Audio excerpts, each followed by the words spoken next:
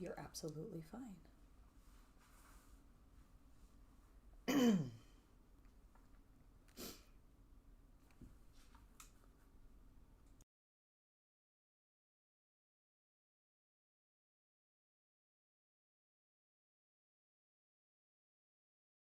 No, I want the people to hear it. Okay, you want everybody to hear? Yeah. As I prepare. Hello, everybody. As I come in and burp because I'm like, hey, what's going on? And then she leans over and hits the mute button after I burp. I forgot to check. Okay, I forgot to check and see if we were muted. Thanks. And then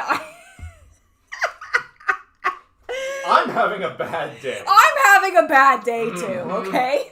I'm having a bad day too. I'm sorry. I am sorry. Hello, everybody. I'll be beginning in just a moment.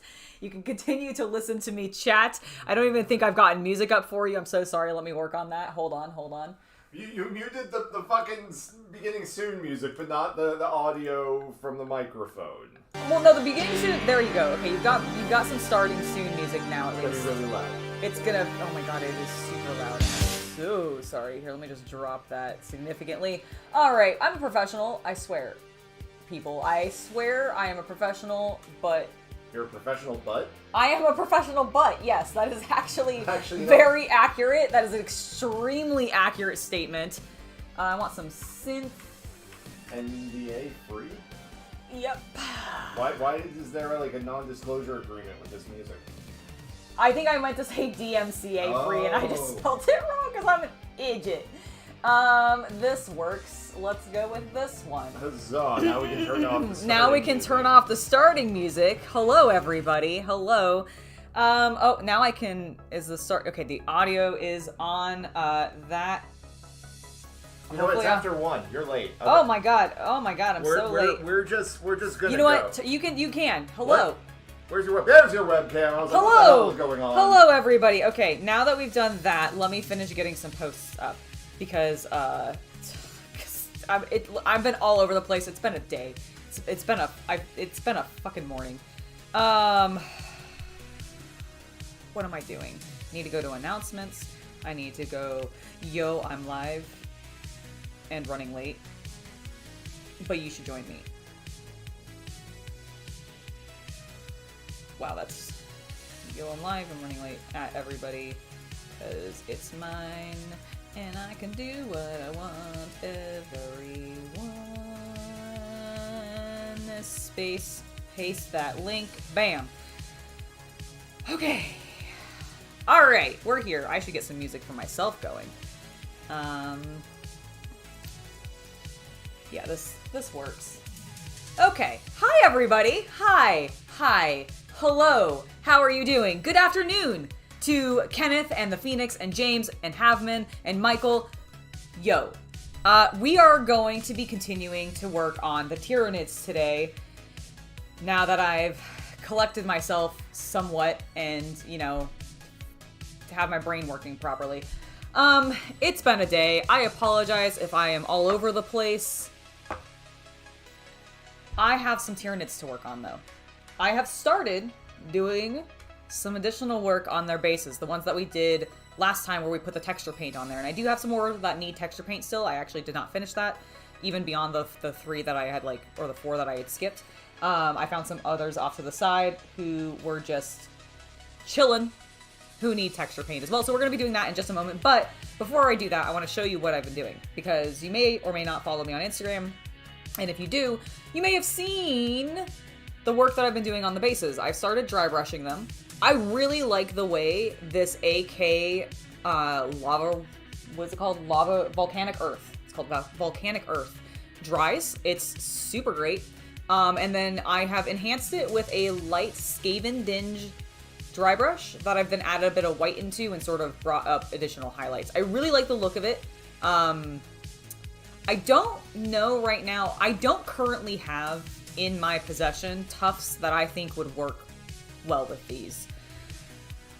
I could do some like really bright green tufts. Now that I think about it, that could maybe work, but I feel like that kind of doesn't fit the black earth look that I'm going for, like that basalt.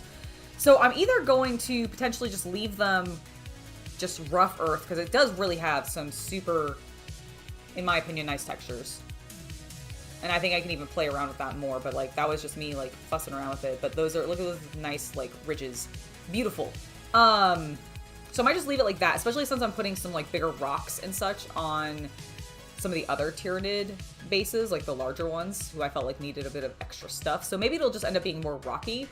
But the other thing that I was thinking about is either seeing what I can find, because I haven't looked at Gamergrass in a little bit to see like what they have new color-wise. I occasionally see some stuff on their Instagram, but I haven't like super looked at it. So I'm wondering if they have something that is like a black grass with maybe like gray tips or white tips on it, in the same way that they do their colors, like their alien colors, which have like pink and purple on it, or like red into yellow, etc.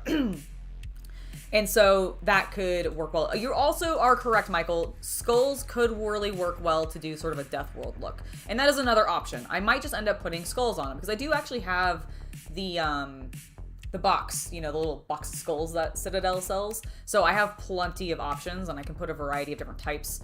That is another option, potentially. But for right now, all I'm going to do just to get them ready for the tournament and have their bases at least feel more complete is we're going to get to this dry brush step. That is my plan. That being said, let's go ahead and set them aside, because I do have a variety of small boys here who unfortunately just completely ignored last time and did not texture their bases. But it's fine. We'll do it now. I can take some of these other guys who have already finished their dry brush. I've got 5, I think, of them just dry brushed, ready to go. Pretty much feeling done, other than I need to like rim their bases one more time to clean up the dry brush effects that I got on the sides, etc. But yeah, I'm feeling pretty solid about things. Right, I'm gonna try to clear enough of these caps, because I have so many of them. Really nice thing about Redgrass Gaming caps is you can just buy extras. So you don't have to buy extra handles, you can just buy extra caps, and then you know, have a multitude to just swap between it. This really makes it easy for batch painting. I really like it, at least for that. The tournament is a combat patrol tournament specifically, so I will be running the Tyranids as their combat patrol, which includes 20 Gaunts, an Alpha, my Psychophage, and then, whoop, I forgot that rock was not attached already. Whoopsie daisy.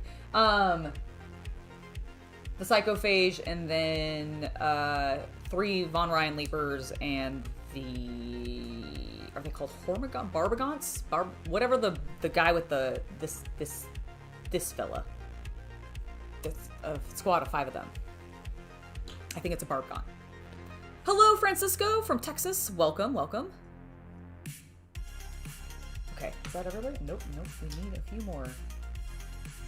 I need to take a couple more dudes off faces. Or not off faces, off caps.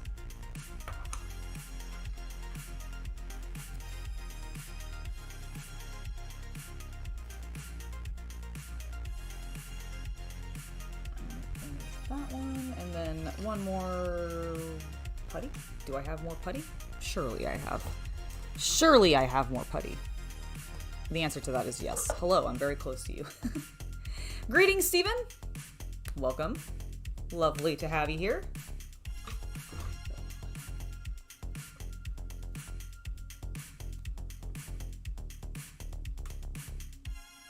All right.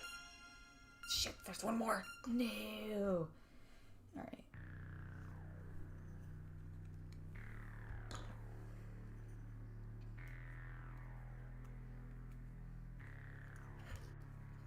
Okay. Now, other than the 4 that I left alone last time, because they still have additional painting that needs to be done, so they're not really ready for their bases fully yet. Although we can probably prime the primes. Sorry, the alphas. He's not a prime. Is he a Tyranid? No, he is a Tyranid prime. I keep calling him an alpha, but I think he's actually a Tyranid prime. Oh yeah, that's right. We do get Old World this week. Oh my gosh, I'll have to go pick that up from my local game castle, because that's where I pre-ordered it. Hello from Turkey. Wow. Hello. That's awesome. David, I'm so glad to hear that. So glad you're enjoying the channel. All right. Let me roll up my sleeves. open up this AK Volcanic Earth. Cool, there's a bunch in the lid already. Great. I'm just gonna grab some. Maybe actually get my handle. Maybe actually get my handle and use that properly. Get one of these on the handle. Scoot the rest of the bitches to the side. All right, there we go. Now we can actually texture.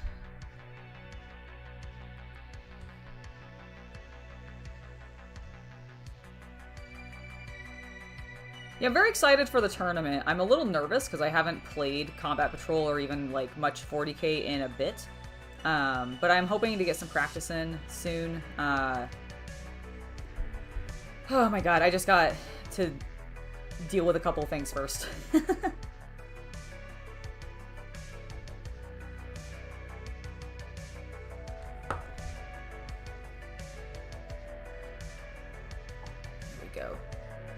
Thanks for subscribing, Liam. Welcome to the channel. Hope you enjoy yourself while you are here.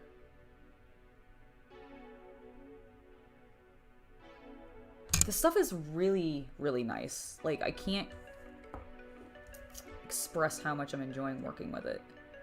I can't wait to try some of it. Not like the Volcanic Earth specifically, but some of these other AK texture paints on my larger terrain board that I have planned. Like, I'm excited to see what it does.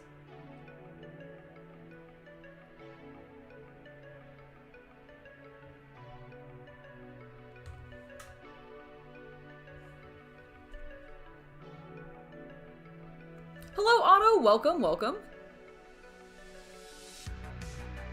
Nice. You're working on your Primaris Dreadnought? That's great. It always feels good to get through some of your piles, you know?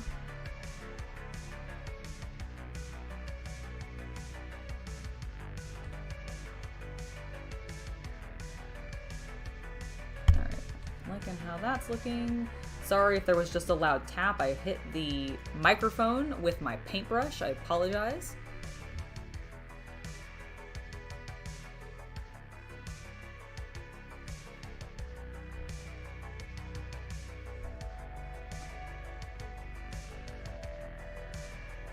Alright, I feel good about that. Let's move him off to the side to let him start drying. Let's get the big boy out of the way.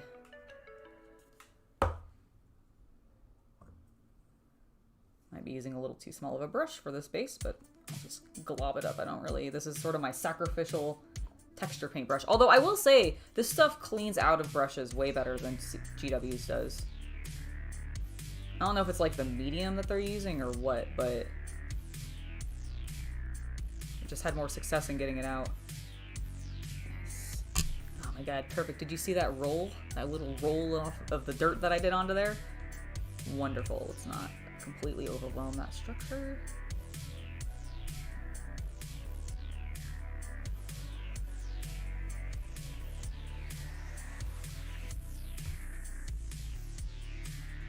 Let's also not completely encompass his hoof.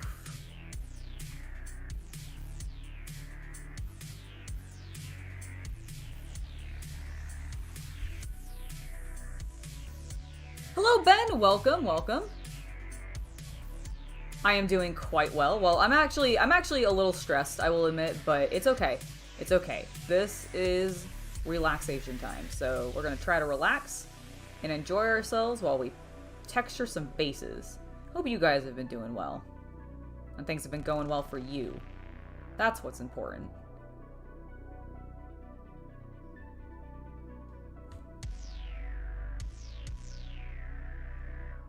Oh, nice! You're really pleased with how your lion turned out? That's great. I have not tried painting the lion yet. I haven't picked him up. It's not something I'm going to do immediately, but it's...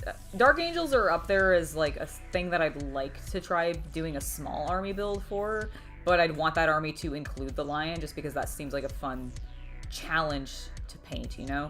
I always like doing characters. They offer a lot of opportunity for just really trying to be precise and doing really solid faces, you know, because they usually have really just well-sculpted faces.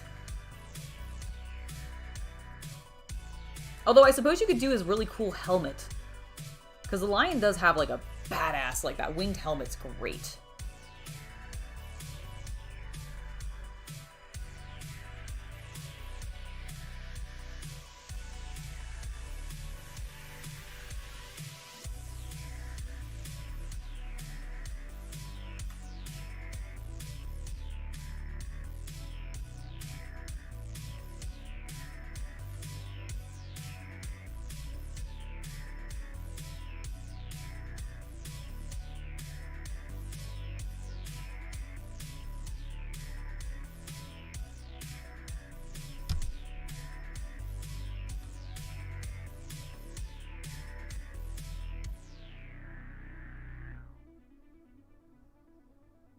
Just like nudging paint into some gaps that I'm seeing.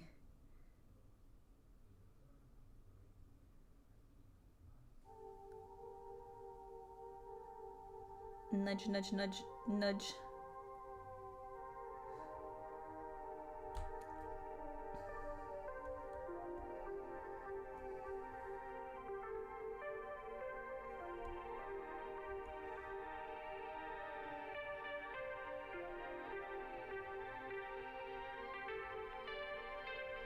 There was like a tiny hole by where his claw was like digging in, and I didn't want it to be a gap. The Lion is such a great model. Completely agree.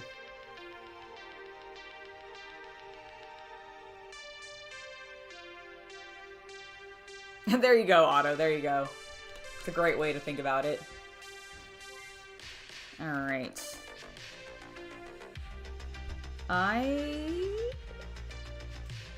want to do a tiny bit of sculpting while this is still wet.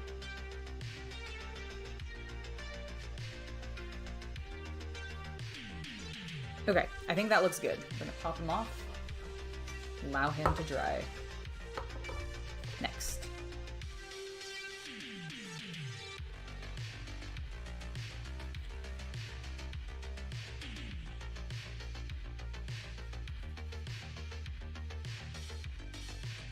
I wonder if I could actually, like, let it, I don't know.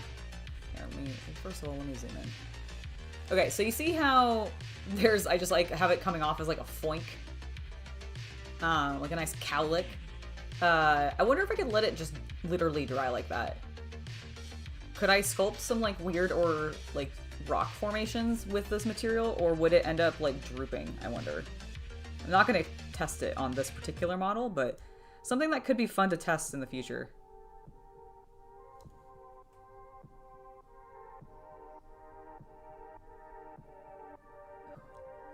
That almost grazed the claw in a way that I was not going to be happy with.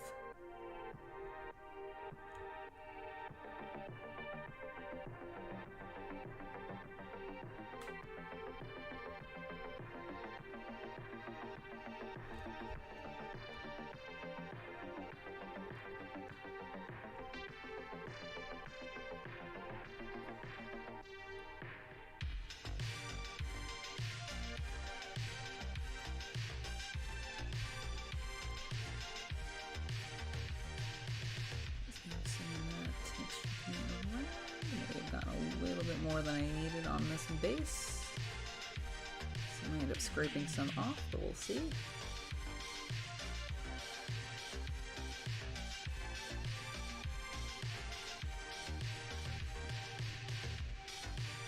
I definitely think we're gonna need to scrape some off.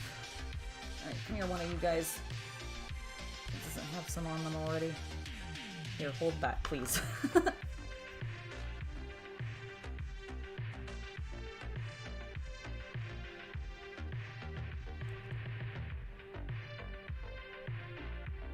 Okay, cool.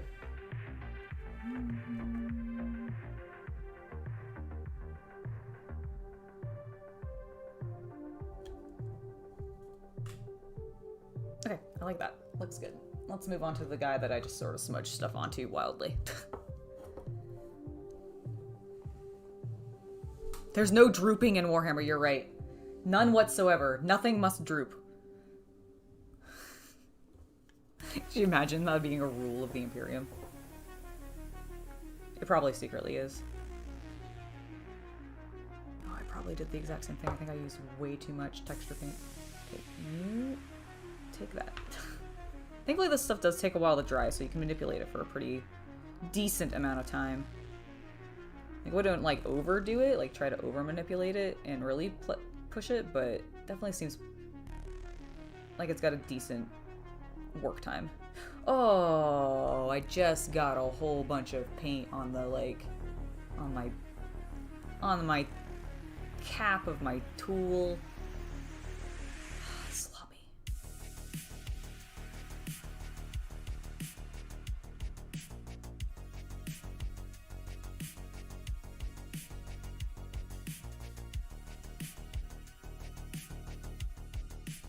Shameful.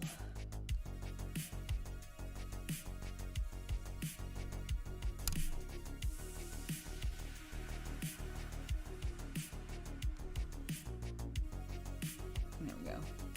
Got it with my fingers.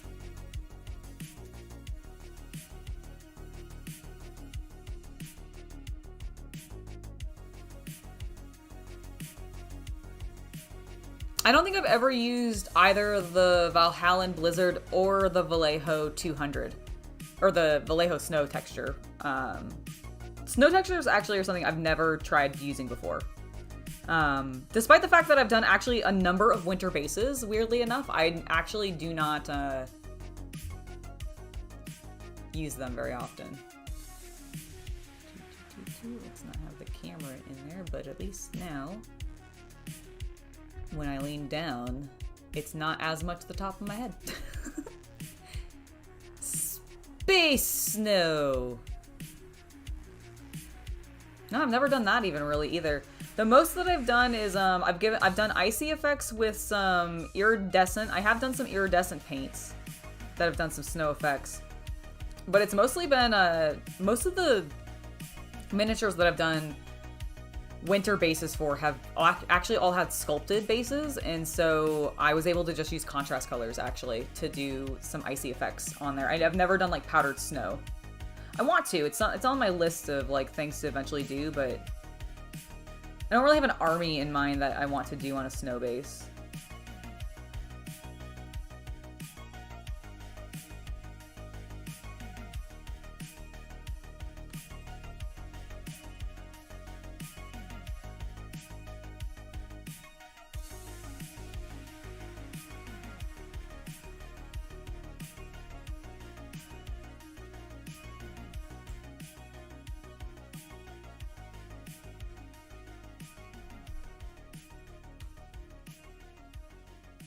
Alright, I need to see if I can get some of this paint off of his claw. Hello, Red Panda. Welcome.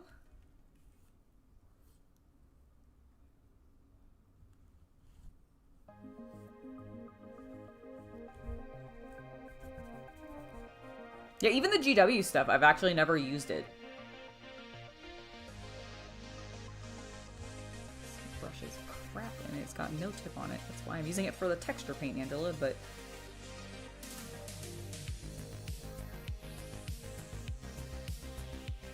Oh, that worked perfectly. Go me!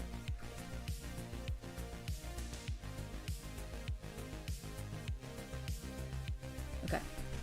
I like it. Go dry. Boop, boop, boop, boop, boop, boop. Okay, we're gonna get a tiny amount because we don't need a lot because we've already got some on here. And okay, it has started to dry a little bit. Let's immediately start smudging it around then. And it's kind of just the top layer, so it's not too bad. Whoop.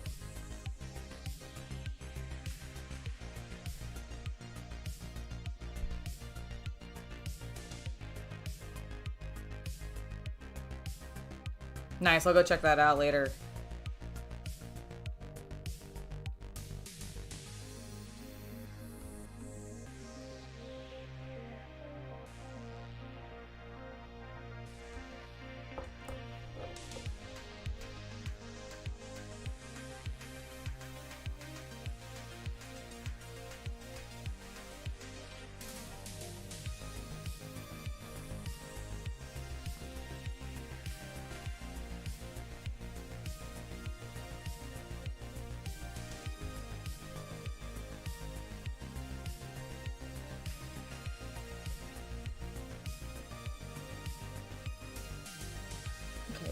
nothing spectacular. Just make sure to hit all the edges.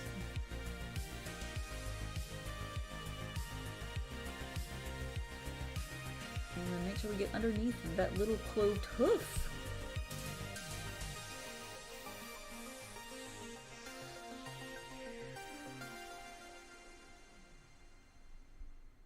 Alright, there we go. Lovely.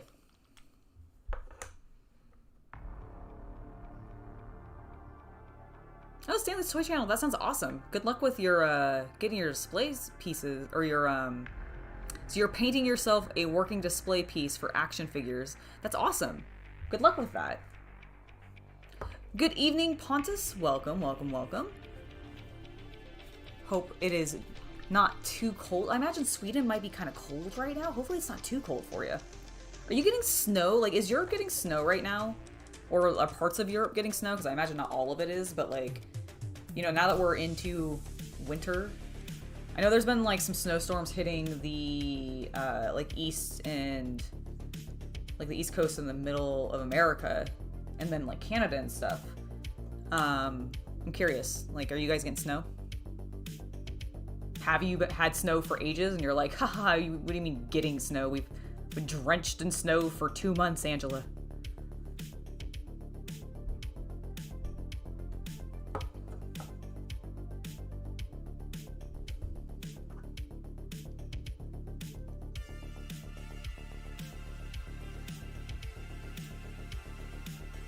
Now, Otto, that would be cool.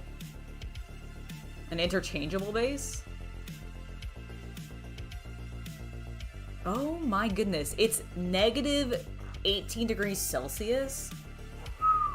And then you're in the middle of a snowstorm. Well, sir, I hope you're staying warm and have something to do. Hopefully you're hobbying. Hopefully you're just taking this time to hobby and get some stuff done while you're stuck indoors because of the snowstorm.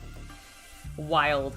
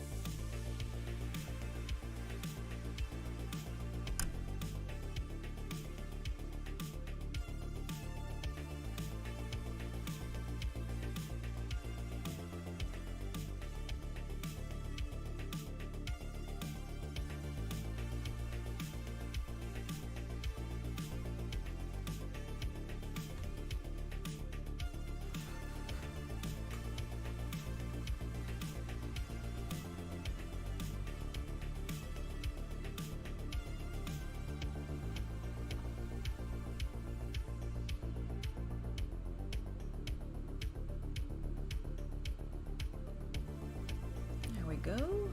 Almost feeling good about this base. Just cleaning up some of the edges.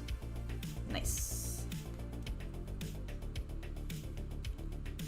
Ooh, they're starting to dry very nicely. I'm excited.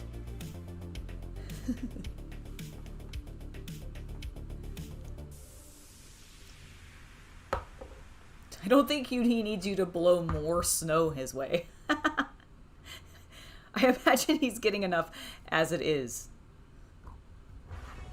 I really don't need that much.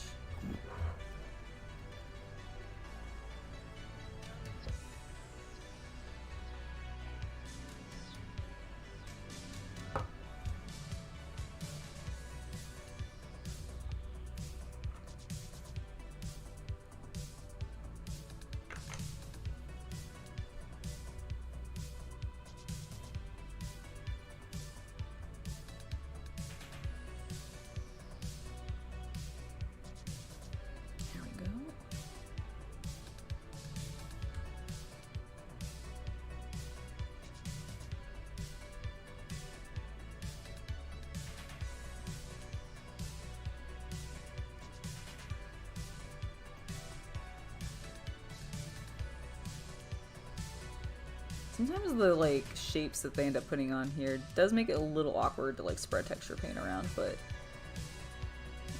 I'm handling it pretty well, I think.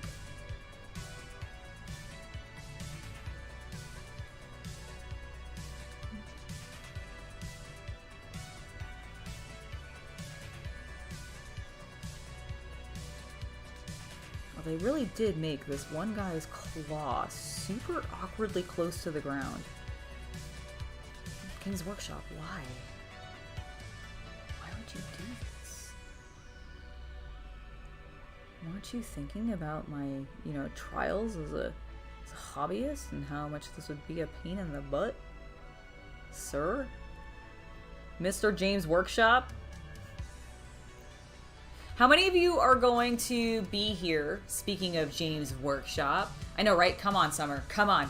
I don't want summer, actually. Like, let's ignore summer and let's just let spring come in. You know, a little bit warmer, but not boiling hot.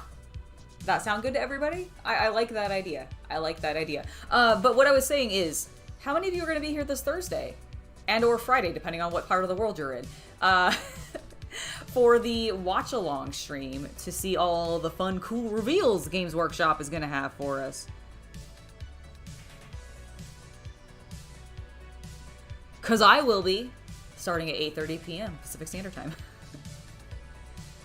I'm sorry it's so early in the morning for those of you in like the UK and elsewhere in Europe. I imagine it's still pretty early for some of y'all. What time is that going to be for those of you in like Australia?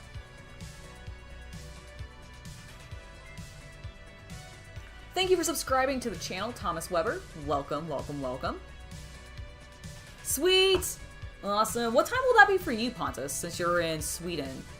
Is it gonna be like 7 a.m.-ish for you? I don't know what time zone you're in versus like the UK.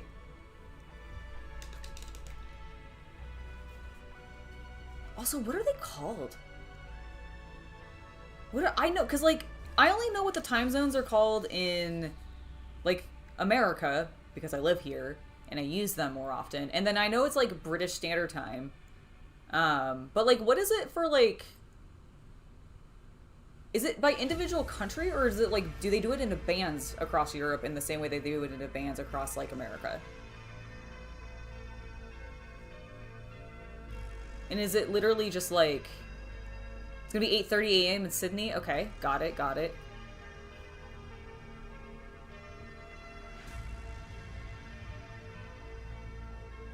You're +1 from the UK. Okay, got it. Okay, so you're not actually that, like, so it'll start at 5:30 a.m. for you instead of 4:30 a.m. Excellent.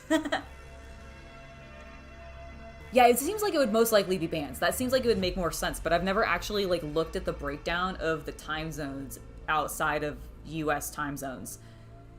It's literally never come up before, for some reason. Like, I look at a map and see the structure. I'm excited to see what they have. Like, I assume... Let's see. Okay, so we know that we are getting... So they just did the Dark Angel reveal, and we know that that's going to be one of the next codexes. So what do we think is coming after that in regards? Because my suspicion is that whatever the 40k reveal is, it's going to be whatever comes post Dark Angels. And I've not really been, like, looking online to see, like, what the rumor mill specifically is saying. So what do you guys think it's going to be in regards to the 40k reveals? And then Horus Heresy, I feel like we have been seeing a ton of big vehicles, so I'm almost actually expecting a switch over to infantries. Or, sorry, not vehicles, but, like, big, like, knights and stuff. So I'm actually suspecting a possible return to infantry. Age of Sigmar, I don't remember where on the timeline we are for what they might be getting in regards to, because I assume it's whatever's next in the, because they showed us a timeline at, like, one of the last reveals, if I recall correctly, or one of the last ones, and it kind of broke down, like, at least the, whether or not it was going to be, like, Order, Death, etc. that was coming up next, so...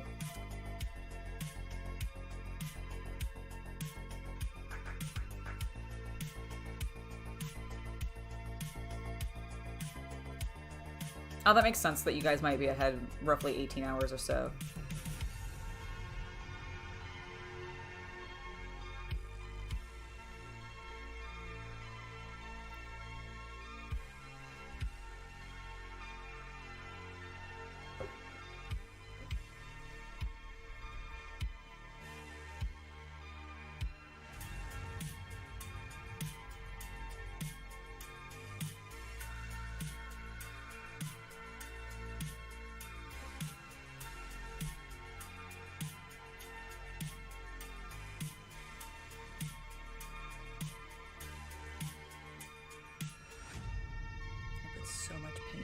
Why did I do that?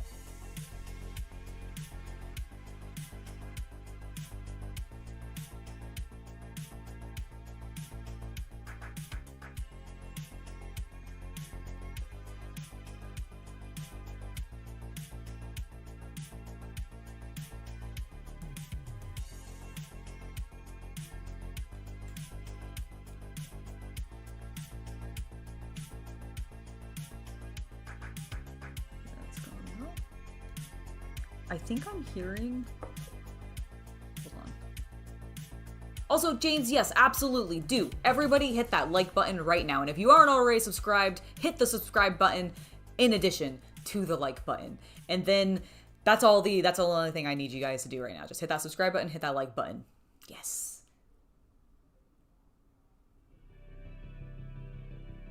I was hearing a weird noise, and I think it was a paint bottle being shook, because I think Chaos Cultist might be working on his Eldar in the other room. I'm not 100% certain. But, it threw me off for a minute.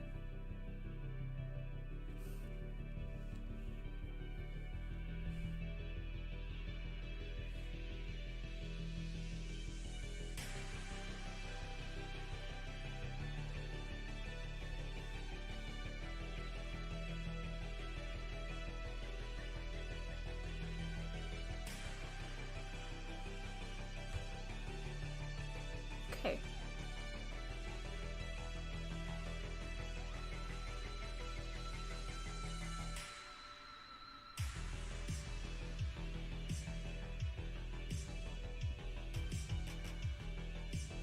Don't be touching the ground.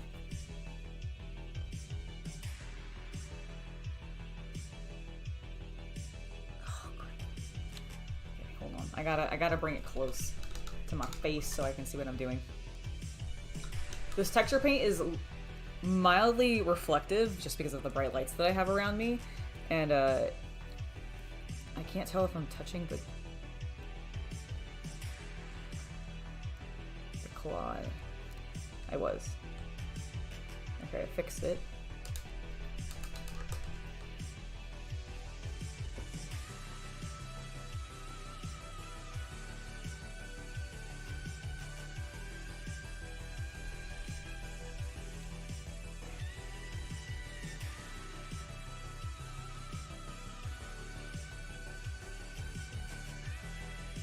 Okay, cool. Cleaned it up, fixed it, no problem.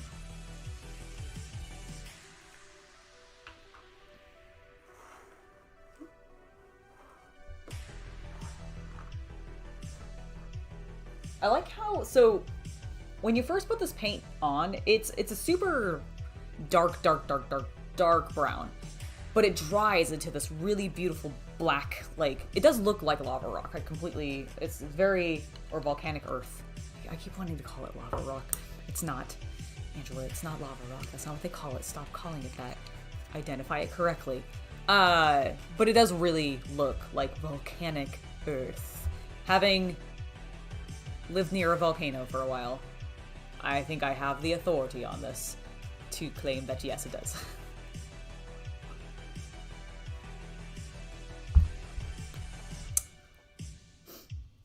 Alright. 2 more! And then we can start dry brushing. One of my favorite techniques. It is fun, and you get really, I feel like, generally immediate results. I grabbed way too much texture paint. Excuse me. Here, you take a glob of that. Thanks.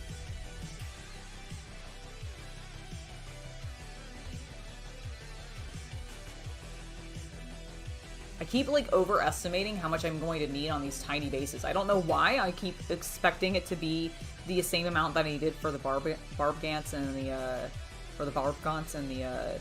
Von Ryan Leapers, but I'm just like, yes, they need that much, and they really don't.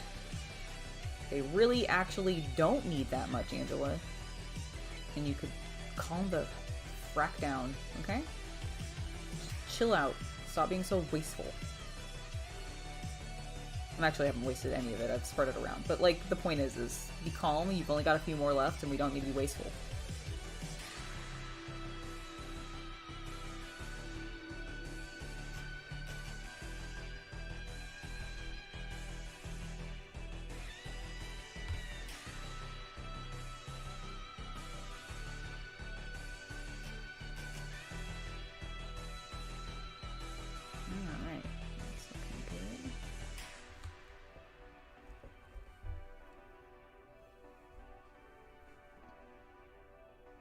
Oh, seeing more Deathcore of Krieg would be amazing. Would absolutely be amazing to see. I personally, and this is like a pipe dream, I don't think we're going to be getting it anytime soon. I want Night Lords. I just want so much Night Lord everything. I just want Batwing helmets everywhere in my life. But I don't expect that to happen, so a girl can hope. Oh, Halfman, thank you so much. Oh, and thank you for congratulating me on the 49K. It's been really awesome.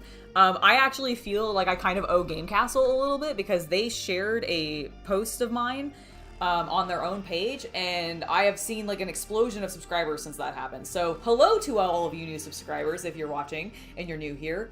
Welcome. It's lovely to have you. Do let me know if you arrived because of the Game Castle post to the channel or if you found me somehow else. I'm kind of curious because like I feel like when I noticed that post had gone out, that's when I feel like I started to notice a little bit of a rise across the various social media platforms, because like even my Instagram's grown recently. So thank you. That was awesome. Out of nowhere as well, but I really, really appreciate it. And I'm really glad to have everybody here hanging out and like doing hobby stuff together. It has been great. It has been absolutely awesome. Ooh, Katashan Jungle Fighters would be amazing. That would be a great refresh. What just happened? Huh? What just happened? Oh, Havman tipped $5 and was saying congratulations on the 49K, and I was like, oh yeah, that's been awesome to have like that many. You. And I was saying also that I was like, yeah, it was interesting because like I noticed Game Castle had like shared something of mine. Yeah, and I've been seeing an uptick across like all my social medias because like Instagram's up too. Cross promotion, woo! So yeah, it's been awesome. I've really been enjoying it, and yeah, I really hope we get to continue to share cool hobby stories and pictures and all the cool stuff that we're doing in our games and all that together forever. Well, maybe not forever, but like for quite a long time to come. Did I finish this or did I get completely distracted? Also, what happened to my music? I think I paused it. I also have a text message from oh, I don't care about your micro brawlers. Alright. Just doing a final inspection. I missed a little bit. A tiny smidge of an amount on this rim, or by the rim right here. Okay, cool. It's looking taken care of. I was terrified that I almost just threw the brush wildly into the miniature because I've done that before. I don't know if you guys have ever done that, but I've been using texture paints and I'll just be like, lift my brush and then absolutely catch whatever the miniature is that's above and sitting on the texture paint with the brush that is still coated in it, and it just leaves a big smear. Generally, if you just wet it enough, you can get that stuff off pretty easily, but like there's definitely been points where I've not noticed that I made the impact and then came back like hours later and went, what is that giant cake of dirt on my miniature? And then cried a little bit, you know. And then I had to do some cleanup. It was had that happen. Oh shoot, we have one more. I don't know what I was thinking. There was one more little guy hiding here.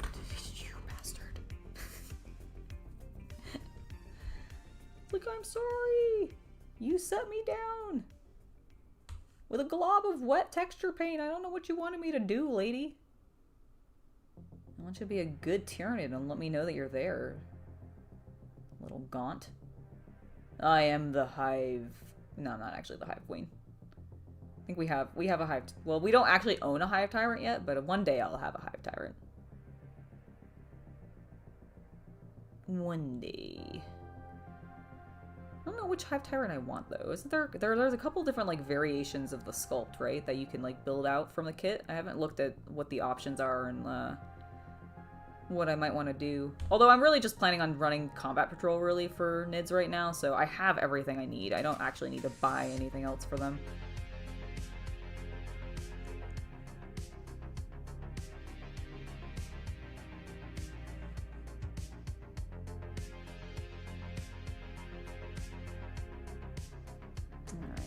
smudging paint around is almost complete.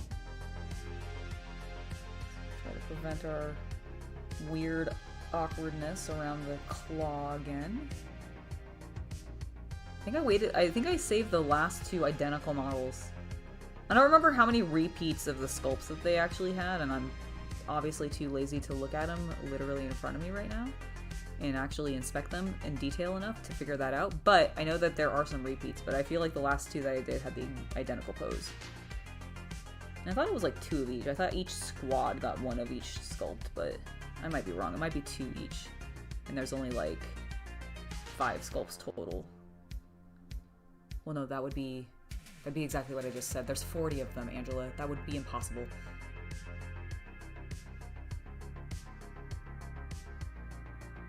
Yeah, you're right. You're absolutely right. You just throw a little bit more texture paint on there and be like, call it a day. I mean, it's not like these things can't get dirty, right? They're not pristine and clean. We always gunk them up anyways and like tend to try to make them look dirtier than they start off as. So I guess it's not that big of a deal, is it? Okie dokie, everybody. They are now drying. I'm going to seal this volcanic earth before I forget to, and then accidentally have all of my beautiful texture paint dry horrifically before I get to use it. Now, I need to take everybody off of these bases, or off the caps. Actually, what I'm going to do first, because I don't really need to put them on a cap to do this, I want to prime the Prime's rocks that I glued down to his base. And I'm just going to do that in black.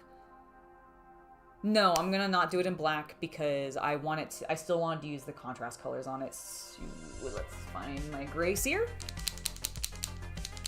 Hello, Sean. Welcome to the stream. Hope you're doing well today.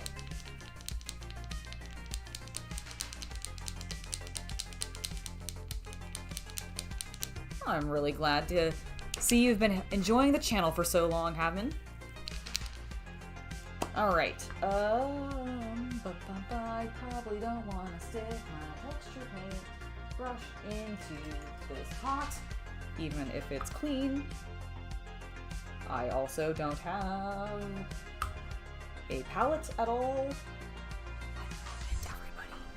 Everybody. Give me a second, guys. I gotta go grab my paint palette. I'm also gonna throw my phone onto the floor because I forgot it was attached to my head via headphones.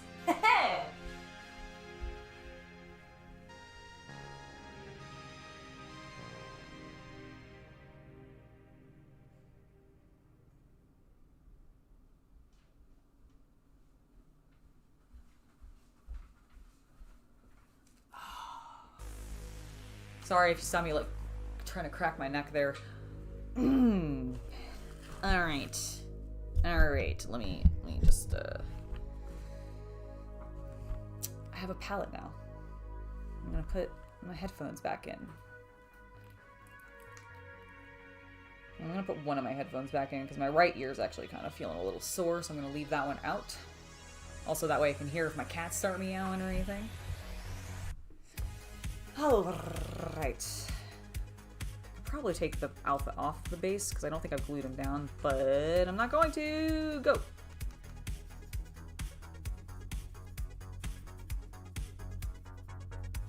We're just going to hand prime this.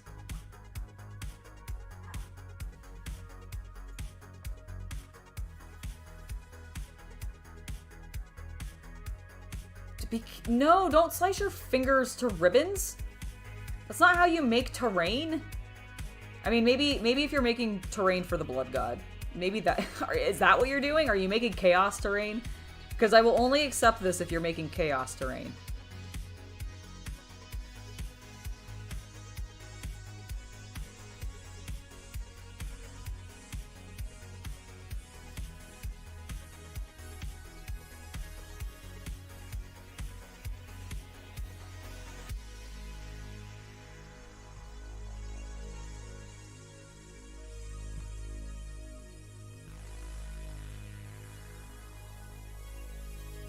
I'm going a little heavy with this because I want to make sure I get into all the recesses. And I'm also...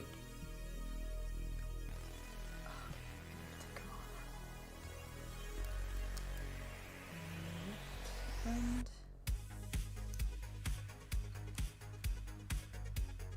Come on, bud. You can do it. Come on. Come on. Wiggle out. There we go. Alright, there you go. I was really afraid that I was going to get paint all over him. And now I don't have to care. There we go.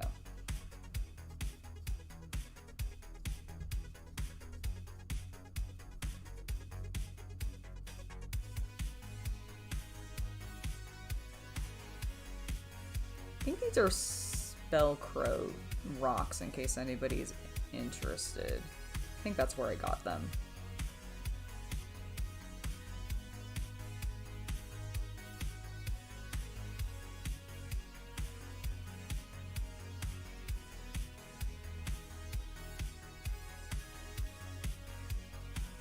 There we go.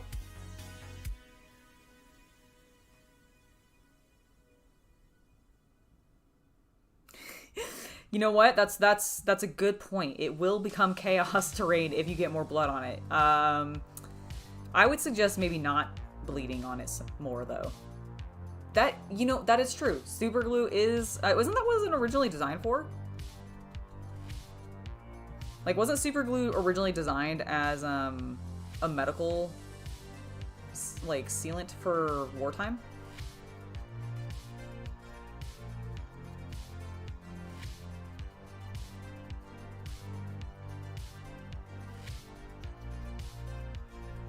Or am I, paper towel with electric tape? That just... Okay, I mean, I get it, and I absolutely understand how that would work, Sean, but I feel like that's asking potentially for an infection. I just imagine the paper towel not being, like, super clean, I guess.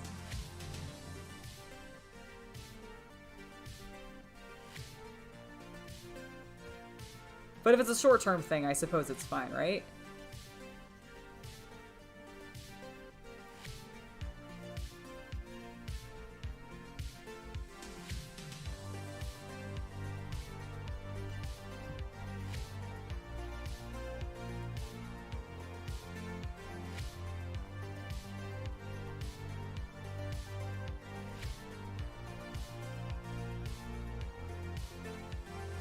Okay, that's what it was. I knew it was for one of the wars. I didn't know which one it was, but I was like, I'm pretty sure, like, it was a medical product first, and then, like... It's kind of like how a lot of those, as seen on TV products are actually, like, originally developed to help, like, often, like, people who, like, are disabled, for example. Like, that's why they have, like, those extendy hands and, like, various other things that are, like, about reaching things or, like, being able to do tasks easier, or hold things easier. Because, like, a lot of that stuff is developed for, like, medical purposes, or aiding people who need, like, assistance in their day-to-day life because of medical disabilities and such. And then, like, they end up just being useful, generally. And then they get sold to, like, the rest of us. Whoop, that's flinging things out of my hands. Or at least that's, like, my understanding of it. Which I always thought was fascinating.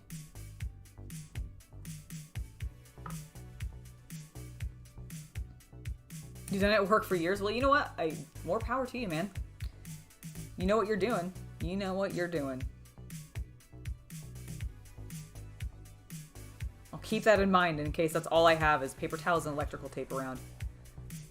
I mean, to be fair, if I was, like, bleeding out or something, I would definitely use whatever I had that would help staunch the bleeding, but...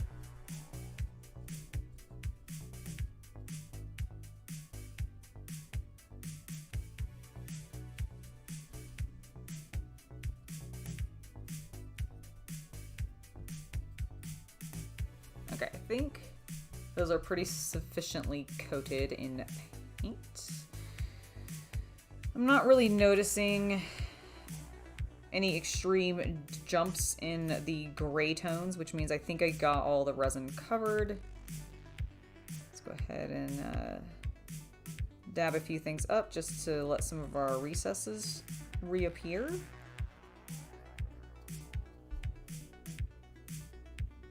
Cool. That should look great. set it off to the side and begin dry brushing.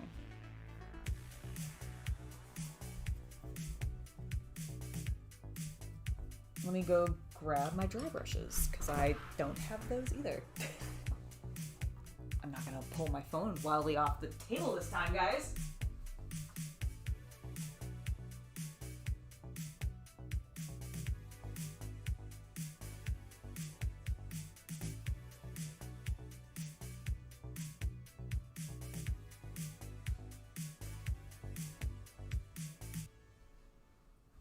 Okay, got dry brushes that I've been using on everybody else's bases so far.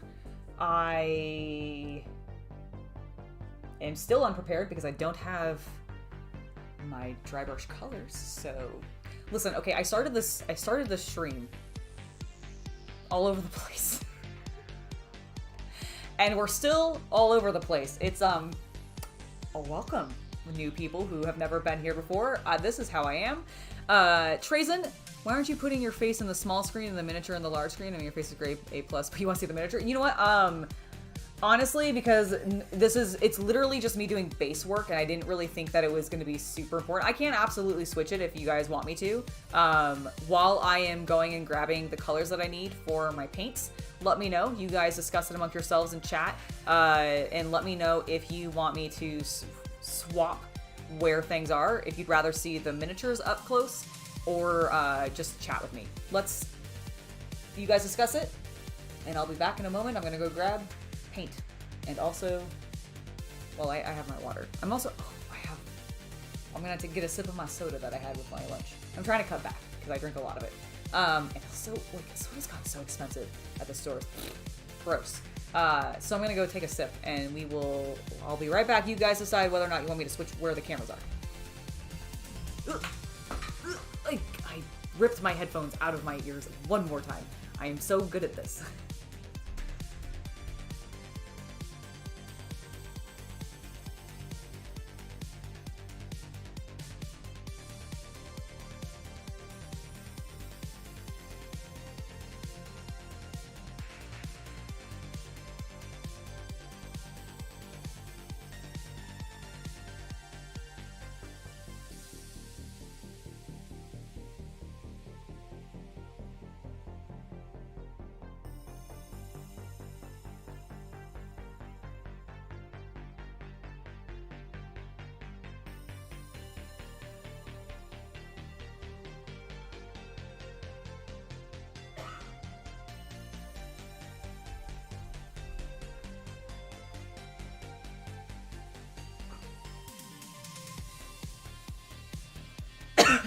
Oh no, you're not imposing at all. Oh my gosh, I'm dying. I'm sorry. I am lovely, I swear. No, we can absolutely switch it. Let's just see what everybody wants to do. We've had it like this for a couple of times, just because it's been mostly me talking to you guys rather than, I mean, I've been painting and stuff, but it's been just like literally laying texture paint down. And so I had the stuff in the smaller window, but I can absolutely swap it.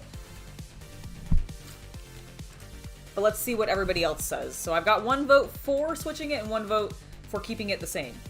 I'll let a couple more people chime in before I start maneuvering my cameras around. Not my cameras, but the layouts, the windows.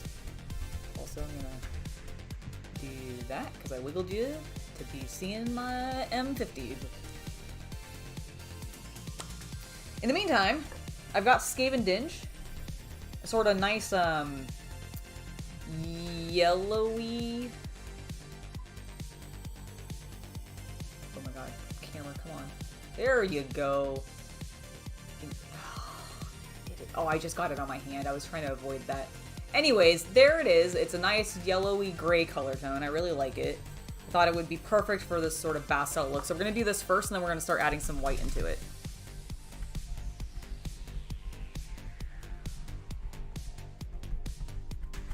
Alright, well, so far, based off what people are saying, it seems like they want it to stay the same. So I'm just going to leave it for right now. But if we want to switch it later, we absolutely can. You guys, it's all up to chat. I'll always let chat make that decision. Have you been Did you not get whited? Alright, I don't think you did.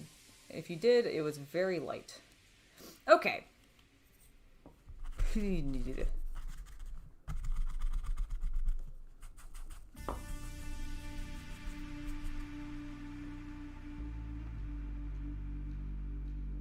No, Josh, stop cutting your finger. Be careful, bro. Like, you gotta be careful. Here, what I will do is I'll bring him closer so that at least in the larger screen you can see him a bit better. How's that?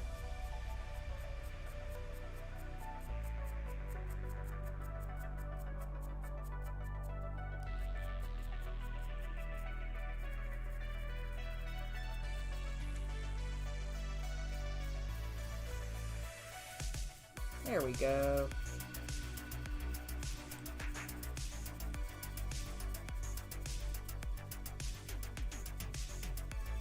I really like the texture I got on this one side of this, bro. Look at this, look at that fine, like, veininess in the dirt. I like it.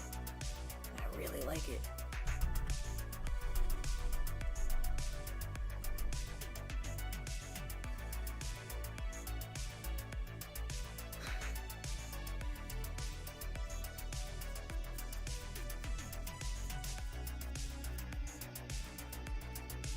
So we're gonna do one, like, general pass over this, and then that gets them, like, the color close to their fang, or their fangs. They don't have fangs on their feet, Angela.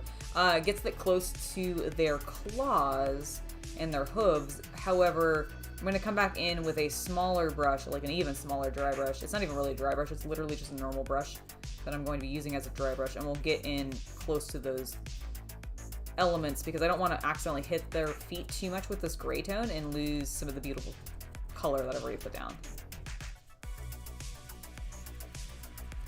So if you're like looking at it and you're like, wow, it looks like you're just leaving a weirdly awkward shadow beneath them, that's why. You know, I've not tried it, but you probably could. I don't know. I'm not 100% sure what it would end up doing to it in regards to... In my experience, crackle paint really wants to tend to dry on like a flat surface so that it can crack a little bit more evenly. I don't know what crackle paint does on an uneven surface specifically. Although I have seen, now that I say that, I do think I watched an episode from Midwinter Mini where I believe, and correct me if I'm wrong if he's not the one who did this, but I thought he had done a Necron like paint scheme that ended up using the crackle paint on the miniature itself, like not as the base, but like on the miniature to give it a specific effect. Like, I mean, it crackled on it, but it gave it a specific look of like age and decay, which I thought worked really cool with Necrons, and I want to say he did it with like a blue undertone. Am I wrong about this? Like, I feel like I'm imagining this correctly. I feel like I've seen somebody at least do this. So I guess I think it could work, but I've not tried it yet on the my nids here. Okay, I think I did get this one with white a little bit, but not a lot. So we'll come back to it. Now, I don't want to actually do anything with any of these boys that are drying. So I'm going to take them off their bases real quick.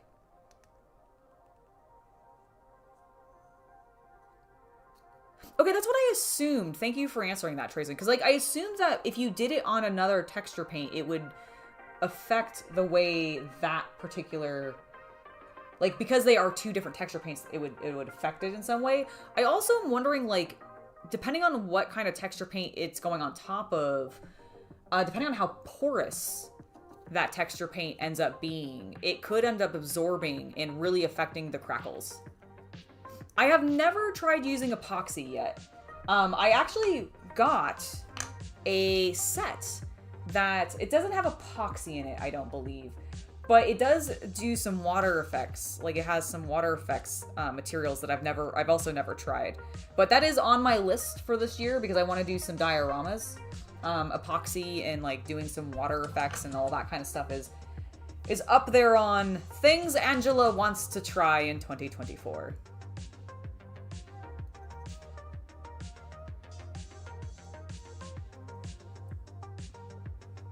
Yeah, I always thought smoother texture or smoother surfaces would be the better way to go when it came to those kinds of things, but I had never really had confirmation until now. Awesome. Looking forward to it, Gavin.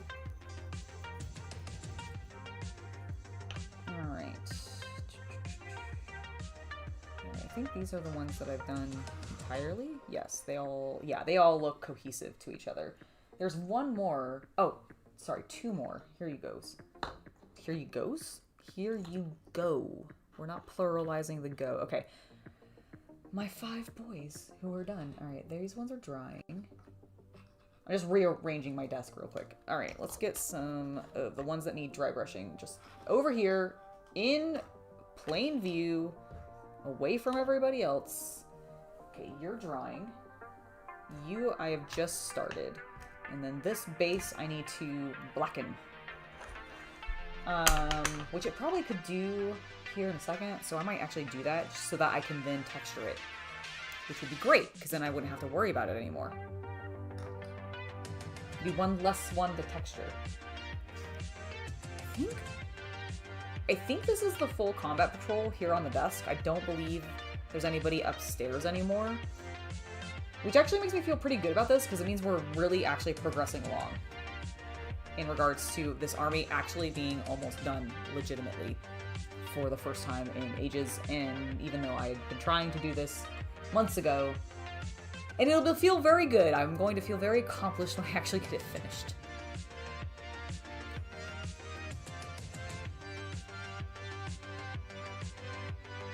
Yeah, that might be what it was. Like, he did it as like a way to very quickly and effectively get some like cool textures down. And I want to say he did, yeah, I think it was like a sort of wintry vibe, because, you know, midwinter, like color scheme, if I recall correctly.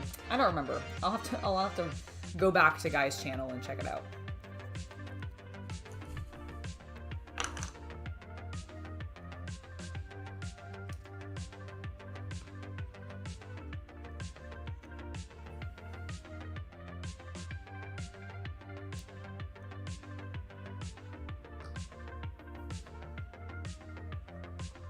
Okie dokie. Let's get these all onto some caps. Okay, so the thing that I actually like the most about this volcanic earth texture paint is when I actually touch it, it reminds me of volcanic earth. Like, it reminds me of lava rock. In regards to the sort of roughness of the texture. And I love that. That is so cool to me.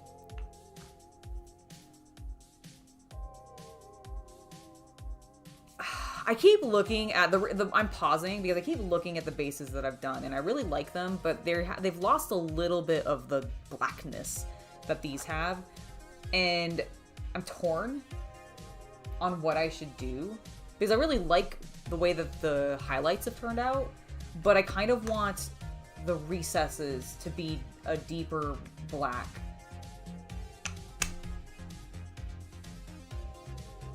And I am like literally staring at my Null Oil and going, should I pull it out and do a test? It's just, it's just basic. Angela, keep it basic. Just go with it. You like what you've been doing. Stop stressing. Don't regret things. It's fine.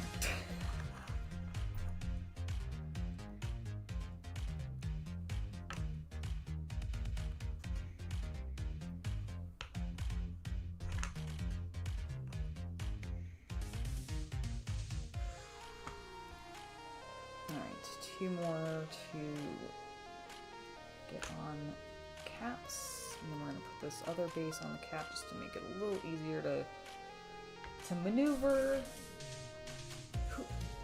Almost fling it onto the floor. Oh god, please don't break the rocks off, Angela. That would be just bad. Just be very, very bad. Alright, little bugs. My little bugs. Thanks for subscribing, Cherokee Michi. Nope, there's no potential panic here. There's no potential panic. There's just actual panic. No, it's not actual. I mean, I had some this morning, but it's fine. It's fine. Actually, let me just excuse me one moment while I check one thing.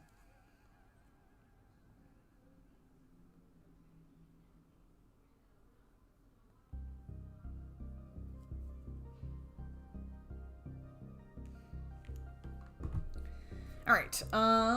Let's get our Black Templar.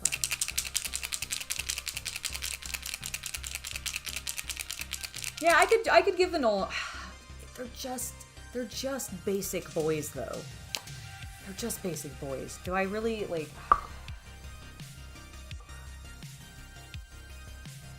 I'll try it in a second.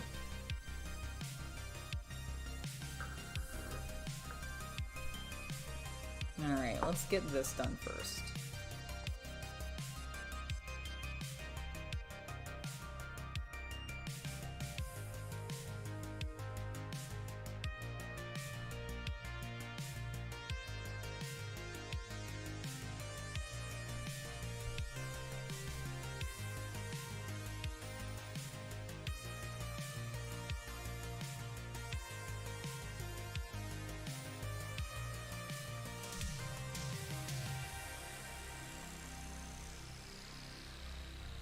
I'm sort of dabbing it because I want to make sure the paint gets into all the recesses.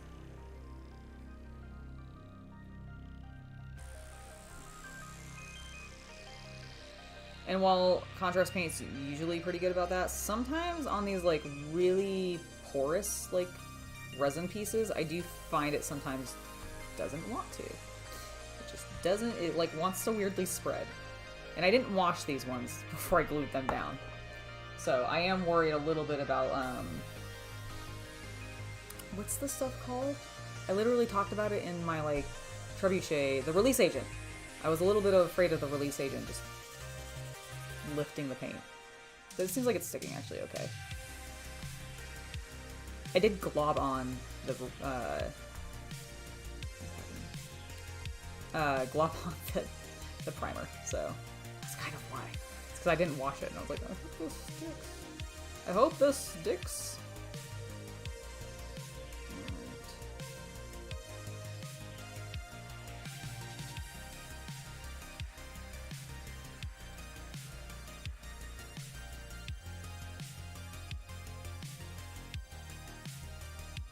Okay, I think that looks actually pretty decent. I just fucked it up.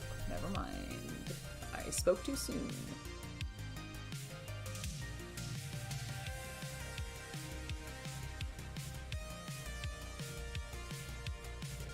Alright, I think that looks fine. I'm gonna get a little bit more and go over the other one.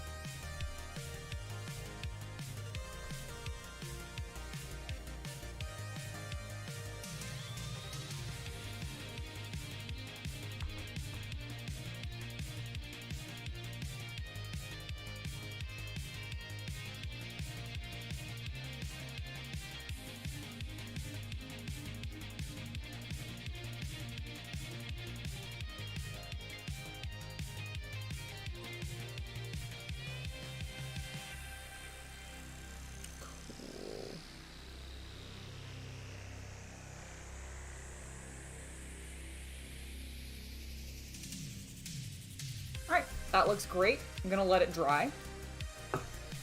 And in the meantime, we'll finish, we'll do some more textures. Or some more dry brushing.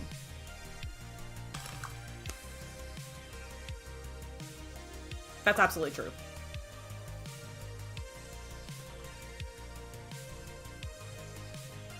Thank you for subscribing to the channel, Kyle Cotenbrook. Welcome. I need to stop. I keep putting the freaking paint handle off to the side with the thing that I just finished painting instead of taking the cap off and like moving it off to the side so that I can actually work on the next piece. I don't know why. I mean, I do know why. It's because my brain's really not here, but in full capacity. It's like mostly here. I'm definitely thinking about what I'm doing, but I also like thinking about other things. That is how I feel today.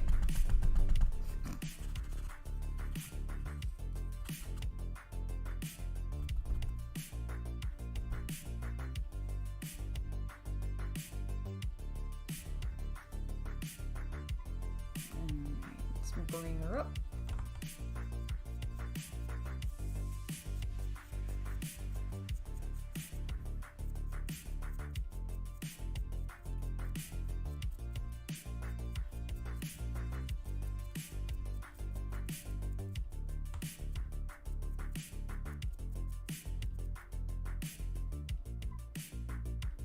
Trying so hard to focus on the dry brushing, but it's moving so fast.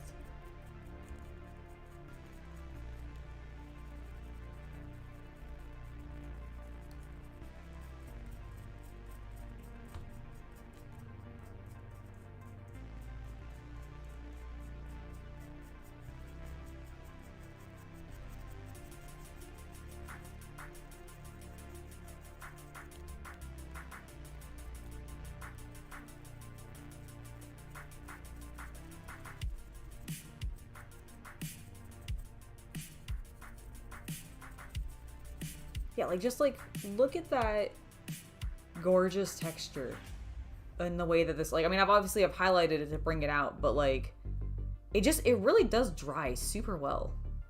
Very rocky. Good. It's good. I like it.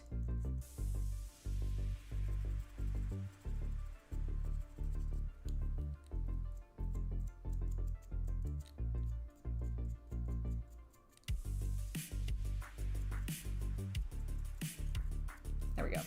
Okay. Got some good additional angles on that. We have 2 prepped. And we can move on to the next steps. Go us. Progress.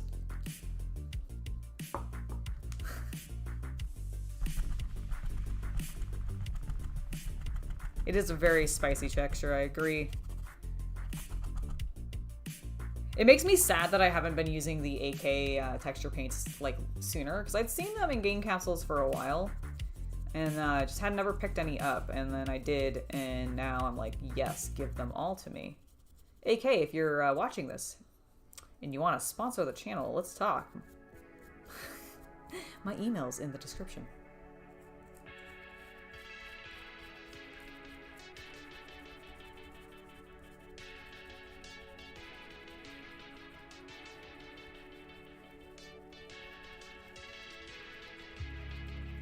What I actually want to pick up from them next to give a try, now that I've kind of explored a couple of different color tones of their texture paints, and I'm like, alright, yeah, I get it. I like these. I understand why people use them.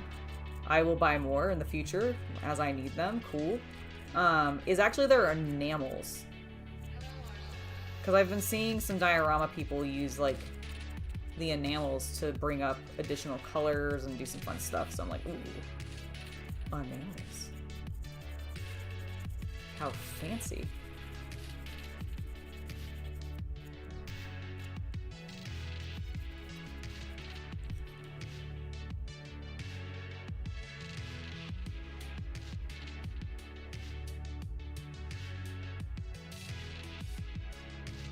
Really nice stuff.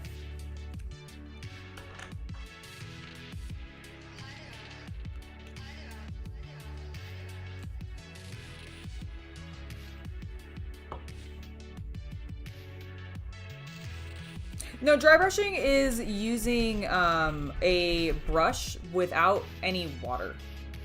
So when I'm doing this, the brush that I'm using is completely dry. Now you can still, it is still sometimes recommended to dampen the brush a little bit, but generally the way that you want to do that is you want to get like a little bit of water. Oh god, I hope I didn't get that on my miniature. I did not. Good. Let's move him so that I don't accidentally drop things again. And then, so you get a little bit, what I tend to do is I get a little bit of moisture, there it is, onto my finger, so you can see how my fingertip is wet. And then I'll just like, whoop, I'll knock my stuff over. But if I wanted to, I would dab this brush into the water, basically dab it all out, and then that would dampen the brush a smidge. Sometimes you want to do that if you've been dry brushing for a really long time and you start noticing that your paint's getting super caked onto the bristles. But generally, all dry brushing really refers to is using little to no water in your brush, and just and also the other key point to dry brushing is not only are you not wanting to have much moisture in your bristles, but you also don't actually want to have that much paint on your bristles either, because what you're trying to do is create texture via brushing that generally is meant to create a highlight on the model. And you typically, like, you see a lot of people doing this as either an undercoat process, like through the grisaille process, which I use a lot, or as a way to add highlights on, especially onto materials that they want to look a little bit, like, depending on how much you're doing the dry brushing, you can sometimes get a little bit of a texture from dry brushing. It tends to be because you're getting like clumps of stuff in your bristles alongside the paint, and that's getting stuck onto the model, and it creates this like fuzziness. Sometimes keeping the brush a little bit damp here and there will prevent that from happening as often.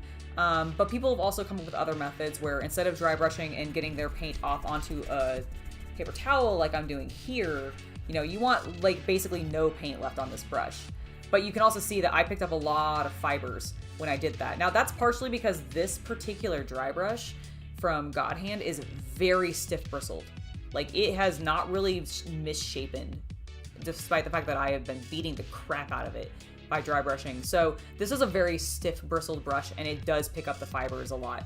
What some people do instead then to help prevent that fiber collection and therefore minimize the fuzziness is I've actually seen them create like a little board basically of excess models that they don't need, or terrain pieces that they're never going to use, or like all these scrap bits that we all end up with, right? As we're collecting and building our models, we always end up with a bunch of extra pieces.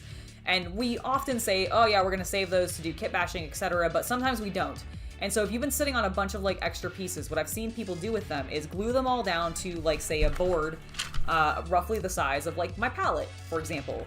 Glue all those pieces down, and that's what you dry brush all your excess color onto. From what I've seen, that can help like minimize getting that fuzziness problem. But what a lot of people also do is just buy new brushes a lot, because you beat the crap out of your brushes all the time. So it's just, the main thing is it's not having a lot of moisture on your brush outside of like what's already in the paint itself, and then you're wanting to have very little paint on the brush because you don't want to overwhelm. If you were, and I don't have a good way to you know what, here. Okay, this has a little bit of the texture paint dried on it. I'm gonna show you what happens if you don't get enough paint off of your brush. So it's not just a matter of, you know, wiping it off in the way that like, oh, I've gotten so little on here. You really want to like get excess off, because if you don't, like, I'm gonna come back in here and just put a bunch, like I got an excess of paint on here. What can happen is you can get like too much, and it ends up overwhelming and completely covering the other color. Now the thing that I like about this particular God Hand brush is I actually find that it doesn't hold paint super well already. That's one of the benefits of it that I've found. And so I don't have to beat it off, like I don't have to beat the paint off as much. I can just do it on my wet palette, or on my, like, just what I did there. That is enough. And now I can come over here to my nid. I can refocus the camera. And like, I have the perfect amount of paint, in my opinion, for the type of dry brushing that I'm doing right now. This thing works so good for at least texturing bases and like terrain pieces. I love it.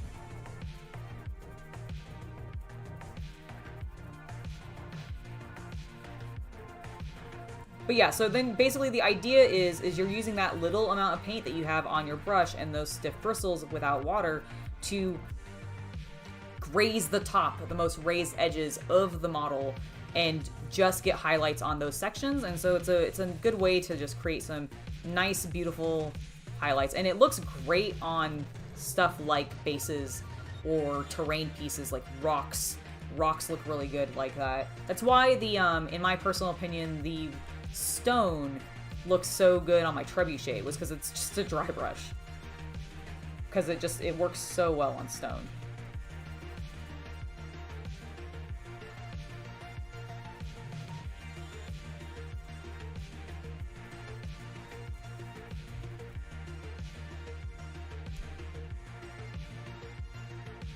Yes, if you don't get enough paint off the brushes, it becomes a dumpster fire, and then you just go cry.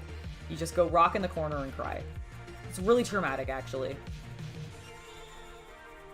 Especially because you're not using a lot of water, it's dry pretty much immediately, which means that their only way to get rid of it is to repaint back over what you just did your dry brush on, which, let me tell you, is a massive pain, because dry brushing is a texture way to add a little bit of texture to your piece as well, and so that paint can splatter a little bit, and you might get it in places you didn't realize, and then you're like, well, fuck, I'm screwed now. And it kind of sucks. So you gotta be careful with it, but you don't want to have too much paint on the brush.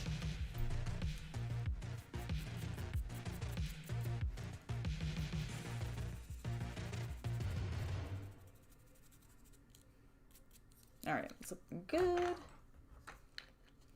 Just keep going.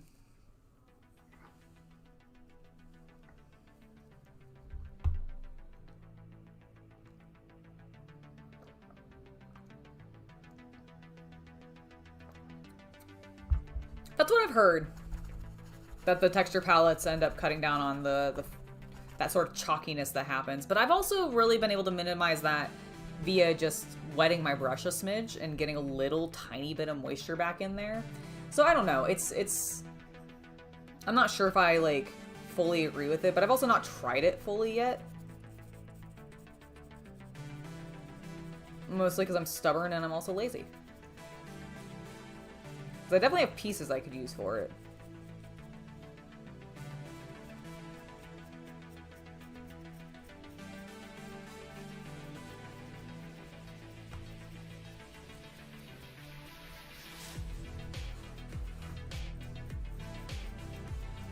I think people like them, like the texture palettes, because it also just ends up looking fucking cool.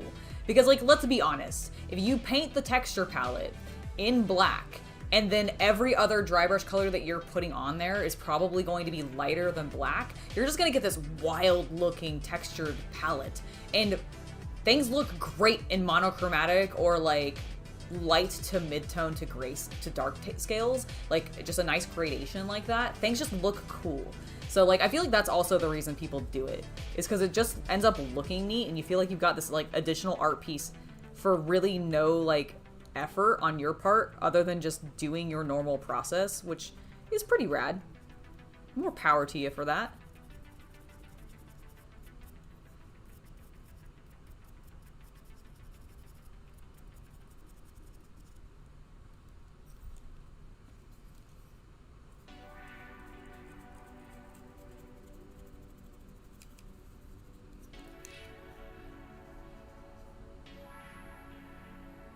Oh yeah, no, dry brushing is definitely something that my recommendation, because I made the exact same mistakes. Like every time I dry brushed when I was first getting started with painting and learning to dry brush, all that happened was I had way too much paint on my bristles still, and it just smudged the crap out of everything that I had been doing, and it was heartbreaking. My recommendation to anybody who's like getting into dry brushing for the first time: take more paint off of your bristles than you think you need to. You think you took enough, take more. Just do it. Just take a little bit more off and be cautious. Because it's better, like one of the other things that can help you reduce the fuzziness that builds up sometimes when you're texturing via dry brushing, when you're painting via dry brushing, is you'll build up paint too fast.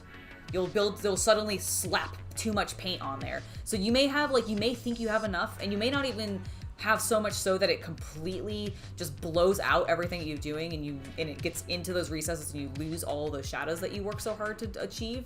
But like, you can also just put slightly too much on at once, and then you get this clumpiness. And that can also be prevented by just going slower and like doing it more gradually.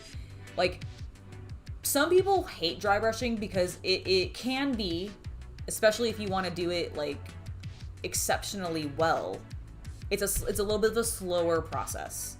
Like, people think it's very fast because it can be, but if you are really being meticulous and you really want it to be smooth, you do have to go a little bit slower.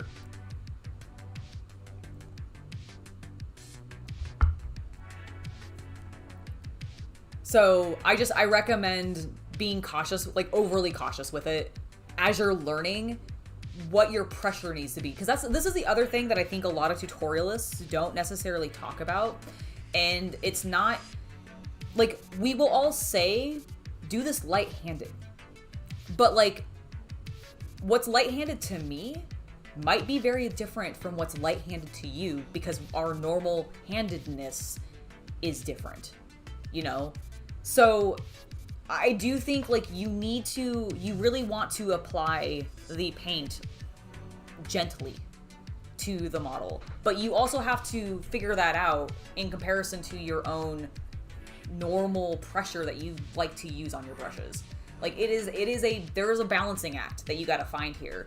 And I don't think we feel like, I personally, when I hear people talk about this, I don't really feel like they talk about the fact that everybody's pressure is different, because we all hold our brushes differently. We all put, me, for example, I squeeze the crap out of my brushes, but I can put very little pressure on them, but I will be holding I will be putting all of my pressure on the brush itself.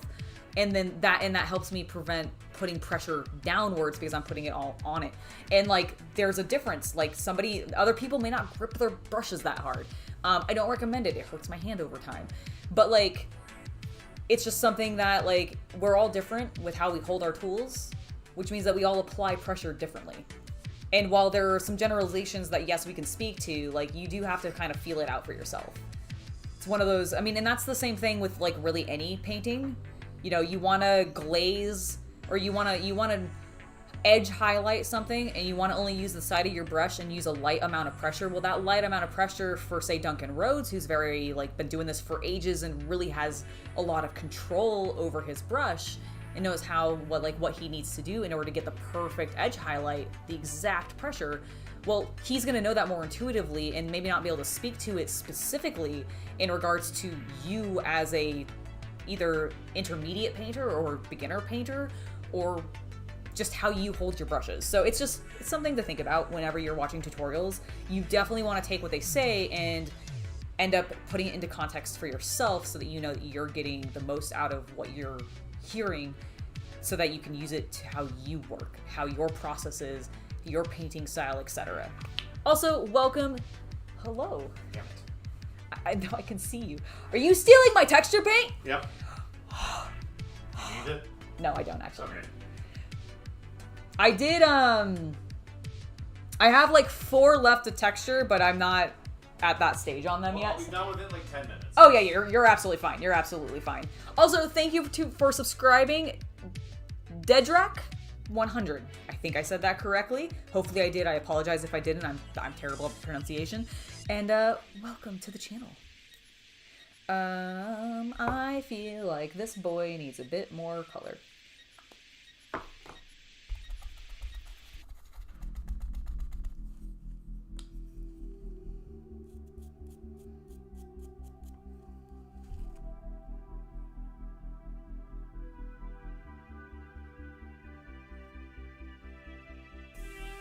Exactly. That's what I mean, is like, I don't feel like tutorials often talk about the fact that, like, what that actually means, because there is a certain, like, as you go and you start painting more and more, you do develop a way to just automatically get those pressures that you want, but it takes time to develop, and it's not easy to describe to somebody else how to do that, especially since you don't know how much pressure they may already be using or not. So it's just one of those things that's kind of difficult to talk about, you know?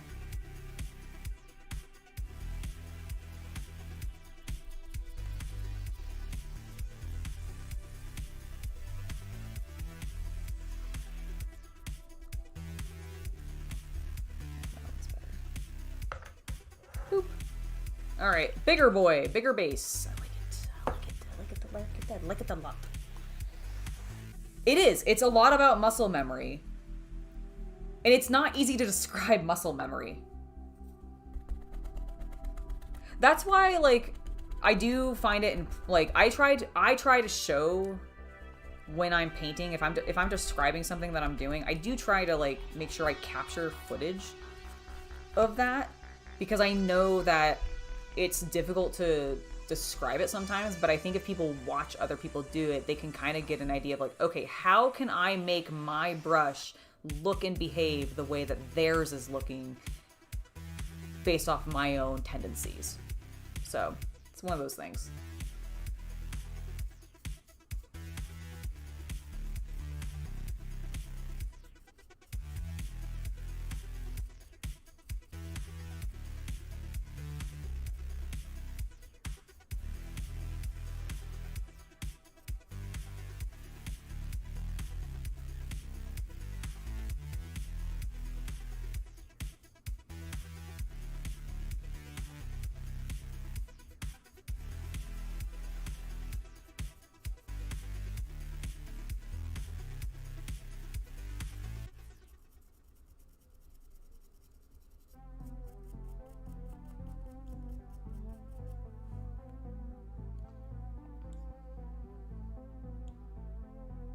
Exactly. Mindless repetition is key. That's why I like to do, that's why when I started dry brushing, the main thing that I did was bases. I just like dry brushed all my bases to get some practice in. Because I felt like if I messed up on my bases, it wasn't as big of a deal, especially since I could always cover up any over paint, either with washes or just tufts.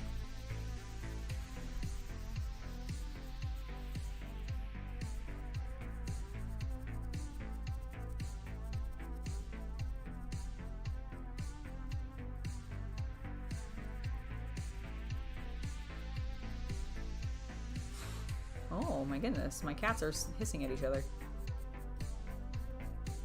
Kitties? Hello? Hi, Kita. What are you doing? What are you doing? Are you staring at me? She's staring at me, guys. I don't know what to do. I don't know what she wants.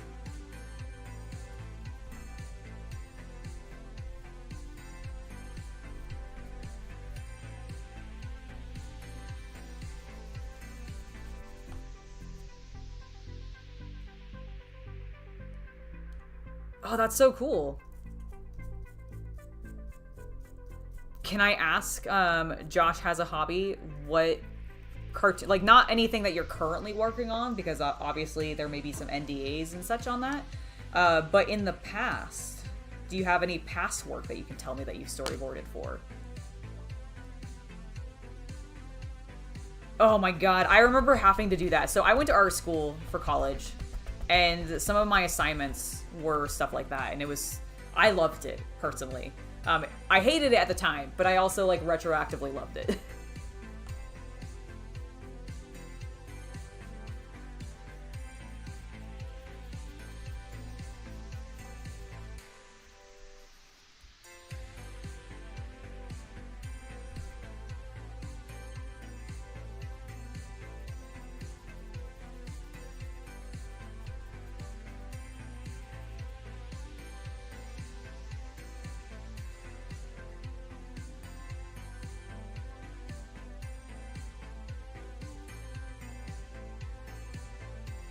Yeah, that's very true. You should definitely not, like, I've seen creators like that out there, but yeah, I don't kind of agree with the let's treat the newbies like they're dumbasses, because one, that's discouraging, and I would hate to have been treated that way when I was getting into the hobby.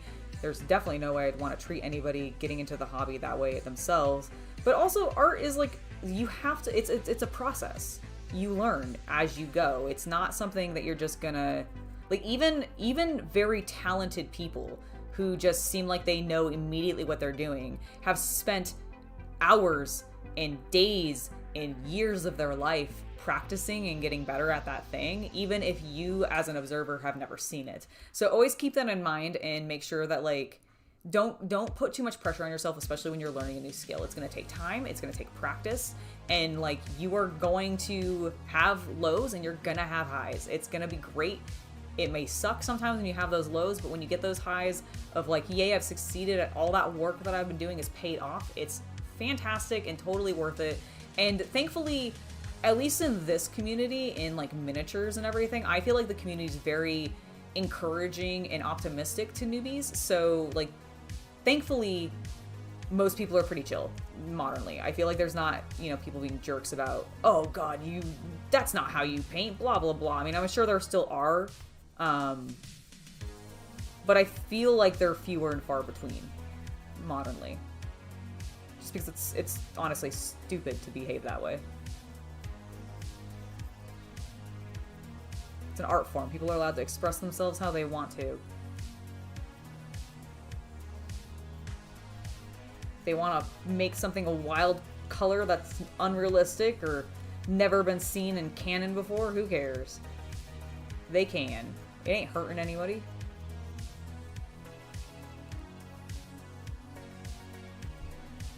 Alright, that's looking pretty cool. Let's get the next one. I'm excited about this base. It looks like it has some fun textures on it.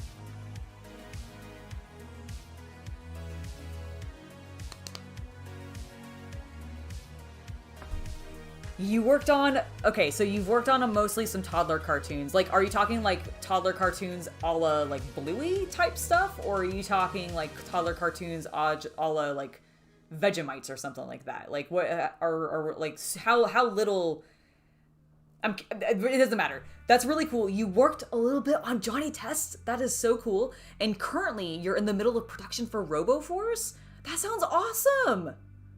That is so cool. Congratulations. That's really exciting. I didn't go into art school for animation. I went into for sequential art, but I had a lot of friends who were in my department who double majored or just ended up going into animation entirely. And I don't know if you're familiar with them, but oh gosh, what is her last name actually? I don't remember what Sophia's last name is. Let me look up with the show that she did, because I can't remember off the top of my head. Do you remember what Sophia's the cartoon she got on Cartoon Network, I believe it was? I thought it was Netflix, but I don't remember. Was it remember. Netflix? Okay. I couldn't tell you. I think you're right. I think it was Netflix. What's Sophia's last name? It was... I don't want to dox. Yeah, no, I'm sorry. I don't remember either. I do, but I don't want to dox. Okay, well, can you just... Yeah, hold on. I'm also making sure.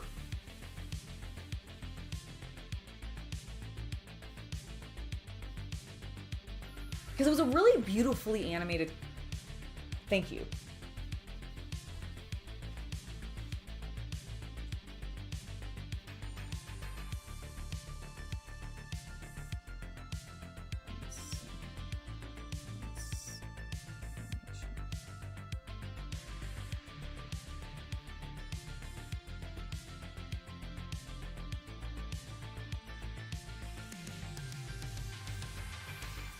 Okay, so I believe her series, and I don't know if you're familiar with this, but it's called Onyx Equinox, and it is a Netflix series. But she also ended up working, like, I had some friends who like worked on Powerpuffs and like Powerpuff Girls and Infinity Train, and so like I had a couple friends in school who worked on that, and I've known a couple other people that have done like other animation over time. But it's been really cool. Like, I never went into that myself because I could not do the repetitiveness of some of that myself, but I was always super impressed with what they were doing, because it was beyond me. Like, it was just something that I don't think I had the brain power for, or the mental, like, just could sit down and do that kind of art for that long. And I'm just always really impressed by animators. That's so cool. That's really cool that you do that.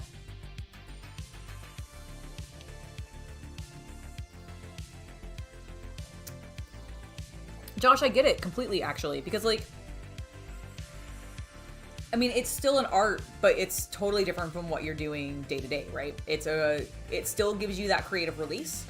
You're still getting to express yourself in a particular way that you're probably familiar with through art, but it's not like one-to-one with what you're doing for work. And I completely understand why you might have gravitated towards this when your therapist was like, hey, do something that's unrelated, but still is fulfilling to you. You're still creating something cool, still very fulfilling for you, but it has nothing to do with making cartoons for kids. Thank you for subscribing to the channel, Kaji King Starsky. Hopefully I said that correctly. Thank you for joining. Hope you enjoy yourself here.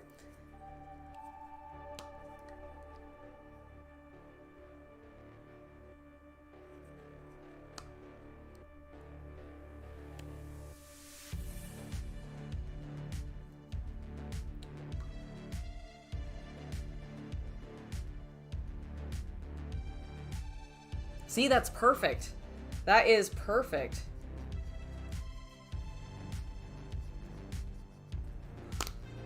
That's one of the reasons I actually really like miniatures, because for some reason, I also agree that it kind of relaxes the perfectionist in me a little bit of like making things perfect. I will let things go on the miniatures because I'm like, oh no, it still looks pretty freaking cool, doesn't it? And then I just like allow myself that release of not having to worry about it. Oh, Havman, thank you so much. I appreciate it, and we appreciate you. We always like being able to chat with you guys. Like, I really enjoy it. Although we are probably going to wrap up here soon, I will admit. Just because my light in here today is like... I had sun earlier, and now it's gotten cloudy again. Man, this is the, like, thing about, like, this time of weather for me in this area, is we're in the rainy season, essentially, and it's just... That's how I feel about it. I'm also just tired because, like I said, it's been a little bit of a rough day. I really appreciate you guys keeping me company, allowing me to take my mind off things.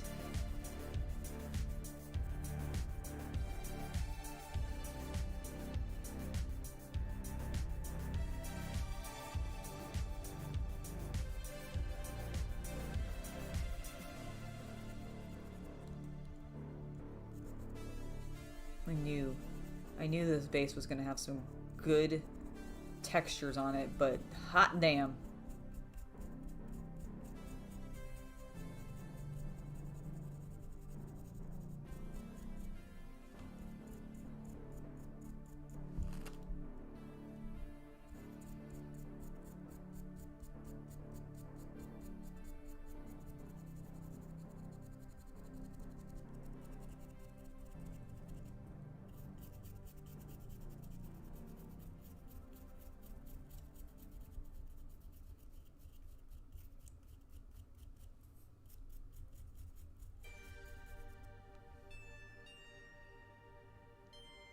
Does that look cool? Look how cool it is.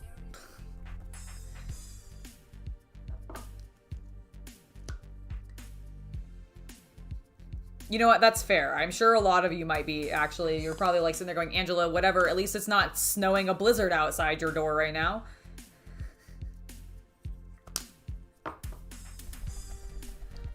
What a silly way to say that, snowing a blizzard. That, I don't even know what that means. You're having a double snowstorm, I guess. A blizzard and a snowstorm. It's like on a winter island in One Piece. I've been watching a lot of One Piece, I'm sorry, my brain is on it. We're at Ennie's lobby, for any of you that are One Piece fans and have watched it already, or seen it already, or read it already. I have never. This is us, like, this is my first time at this point in One Piece. And so, do not spoil anything, but that's where I'm at.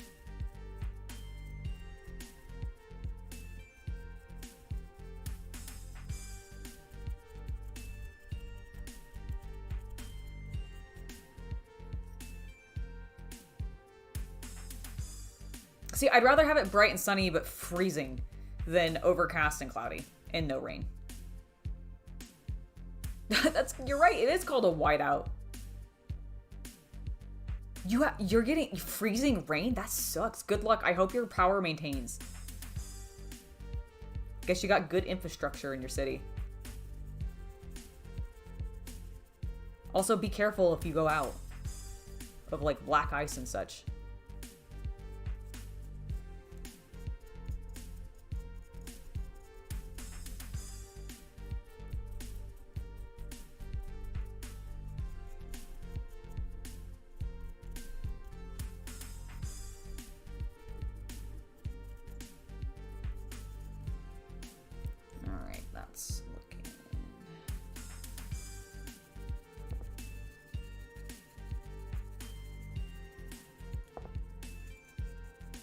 pretty good.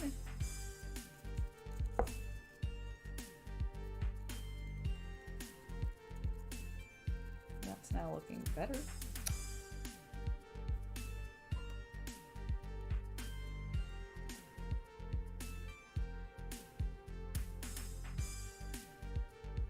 Yeah, I like it.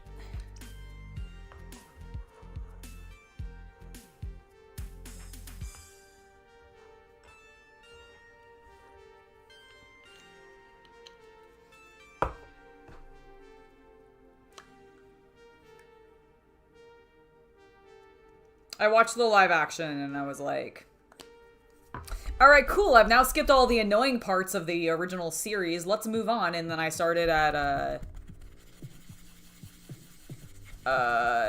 whatever comes right after the Arlong stuff. Arlong Park. I think it's where we started after that, so.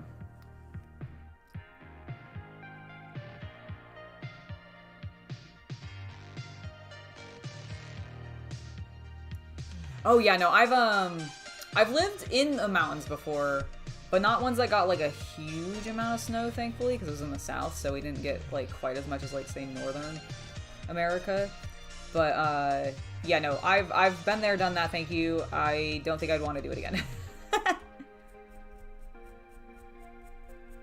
don't know how I would do in an actual like really cold area, because I've gotten so acclimated to warmer weathers that I think I'd freeze to death.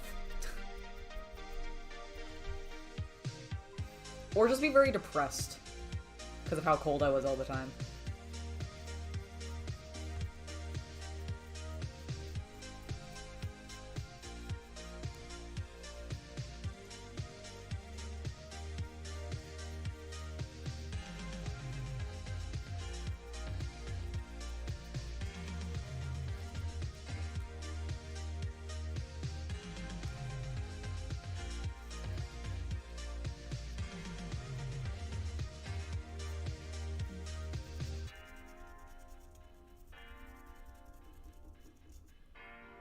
Alright, that's probably as good as that's gonna get until I get the smaller brush out.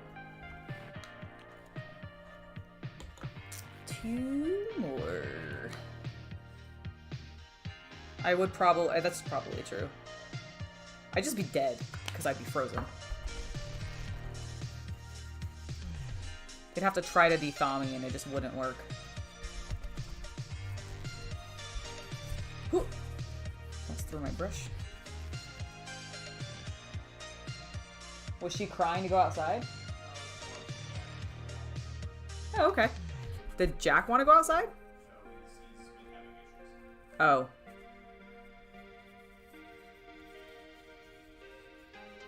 Oh my gosh, marvelous Mr. Mean. -40? Like Celsius or Fahrenheit? Either way, freaking too cold. Too cold. Also, good evening, Sir Abomination G. Sir Abomination G. Currently, you're assembling your first army while watching this? Nice! Death robots, woo! Necrons are great. What color scheme are you going to put on your Necrons? Are you going to do classic, like the iron and green?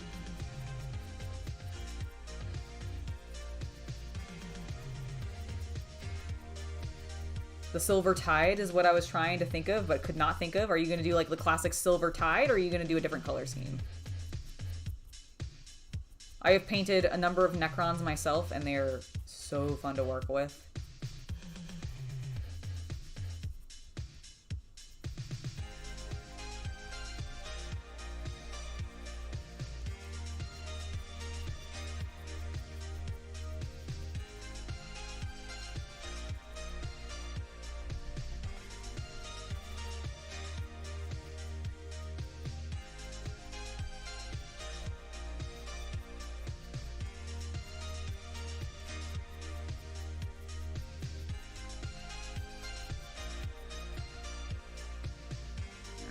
That's looking good. He's fine. He's just having constipation issues. Got it. Okay. Understood. Understood. Ooh, pointy tweezers.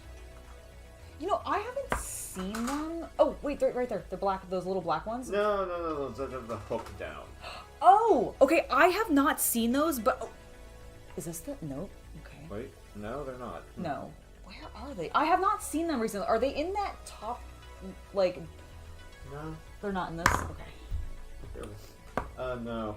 Okay, I'll look around, because I definitely had them recently, and I don't remember where... That's fair. Can you grab me the flame tufts? Yes, absolutely. Do we have any left? I think we do. They're just underneath. Yep. Here you go. Thank you. You're welcome.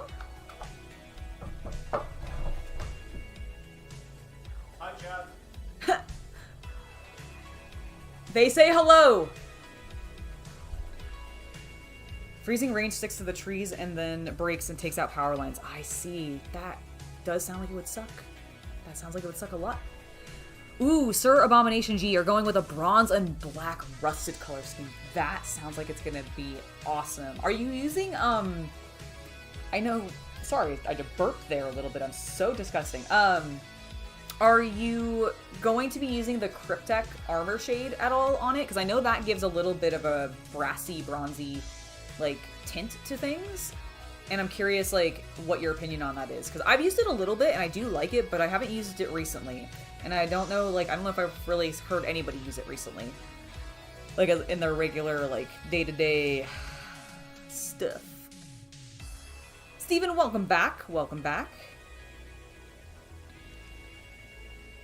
Alright, we've got that on there. We still have a little bit of wet paint on our palette. That's great.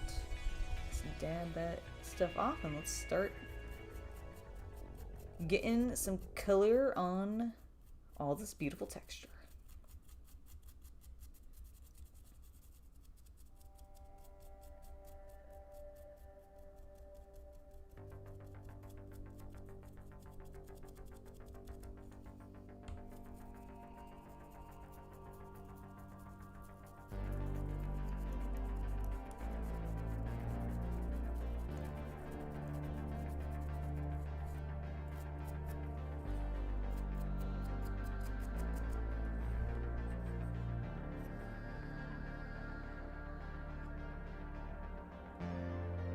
Ooh, nice. Runelord Brass is great. I really actually like Runelord Brass a lot as a metallic color tone.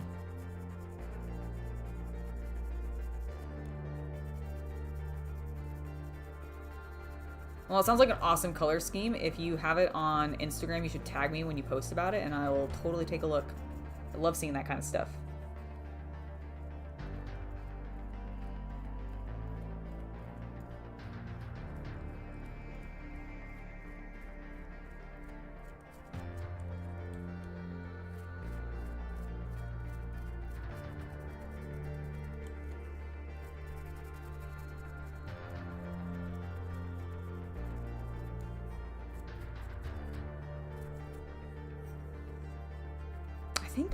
I may end up adding a little bit more texture to this.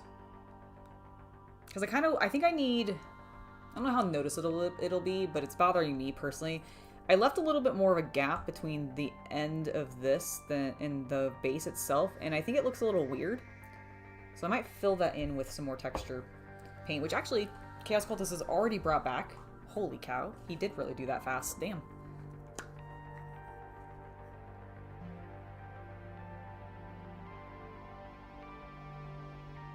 Eos Rose, that's awesome! What color scheme did you paint the Marines up for your boyfriend for? Or, like, what color did you paint them up? No, I asked that correctly. I'm tired and blown out. It's fine. Everything's cool. But yeah, tell me what color you painted them.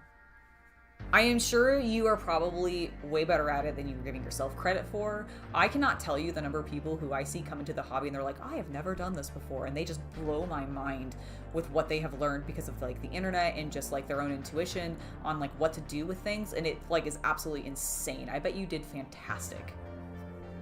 And you're only going to get better with time. Like, this is a hobby that definitely is all about practice and iteration. That's why we all have so many of them. That's why there's so many of those little things for us to paint. And we have so much trouble stopping ourselves from collecting more. Or maybe that's just me. Maybe I'm self-projecting.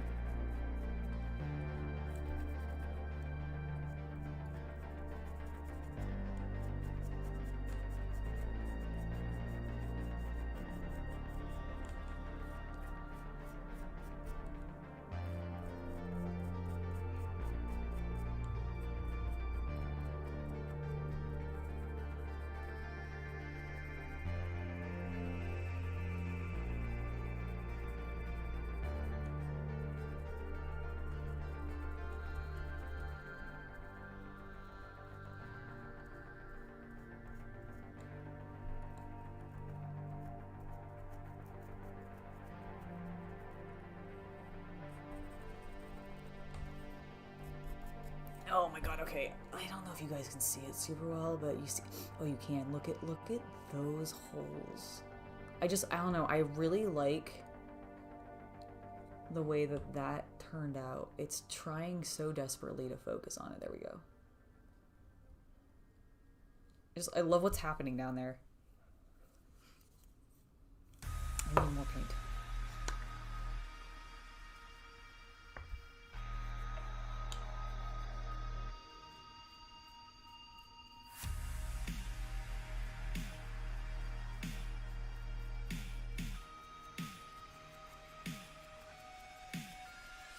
Alright, hold on. I've enhanced it, and I'll show you in a moment. I needed to get closer.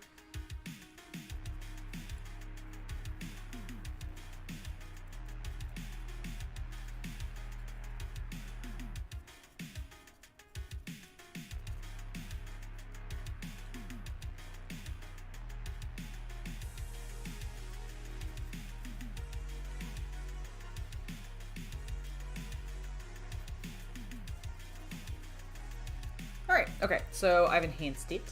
Let me focus the camera. I believe in you, N50.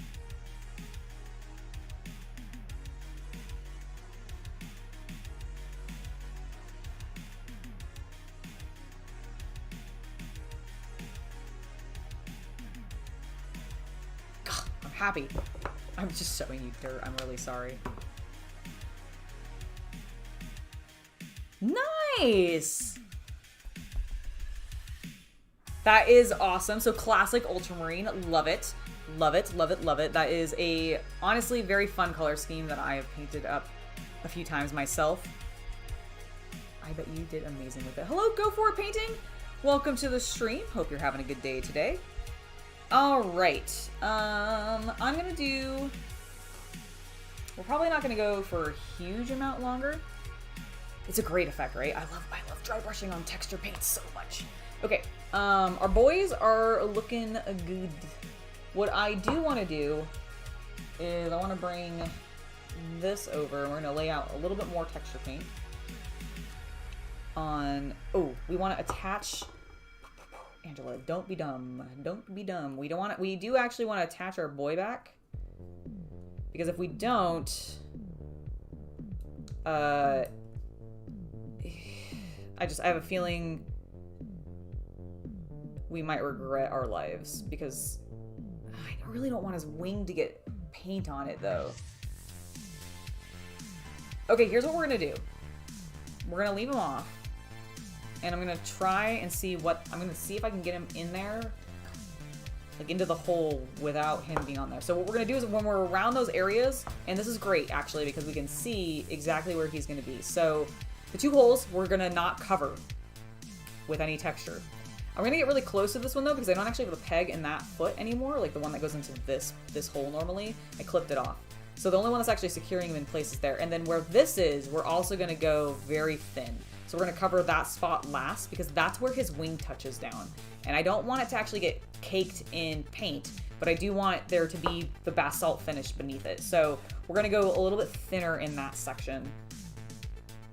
And while I have this out, I'm going to go ahead and fill in that one gap that I didn't like on that other guy, which I don't remember where he was, but we'll figure it out. Don't immediately shove texture paint where you just said you didn't want to paint anything, Angela.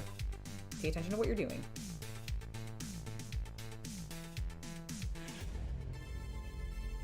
Because, like, I want to try to blend this into these rocks.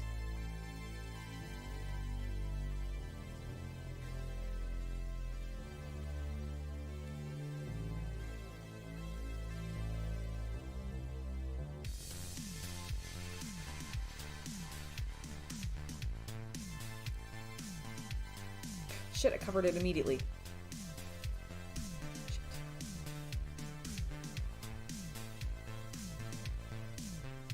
Okay, well, that's where it was, and I borked it. Okay, I also knocked it off this, so that was great. That's kind of why I think I accidentally covered it. Now my fingers are covered in paint, and I can't focus. There we go. Okay, we're just going to make sure that around that area is just really thin compared to everything else.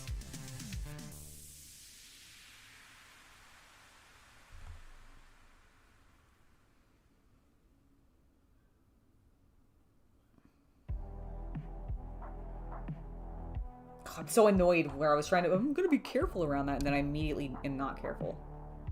Idiot, Angela. Come on.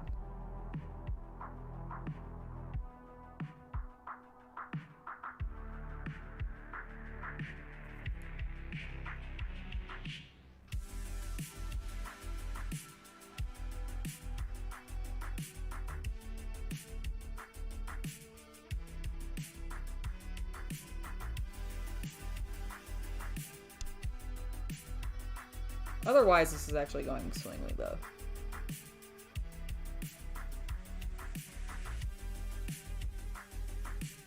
And I do actually think this texture paint blends in with these rocks super well, which bodes great for when I do my, what is it called? Psychophage.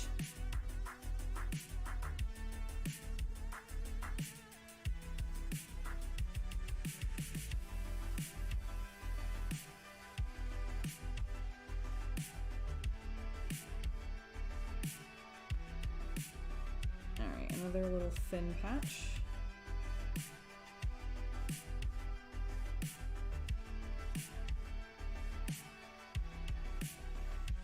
Oh, hello, Kita.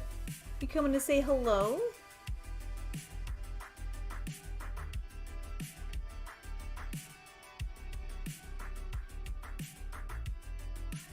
Oh, wow, okay. She's like, Mom, I want food. Feed me. Feed me, I'm hungry. And I'm like, girl, calm down, I'm working. No, I'm working. She just gave me the most pathetic little...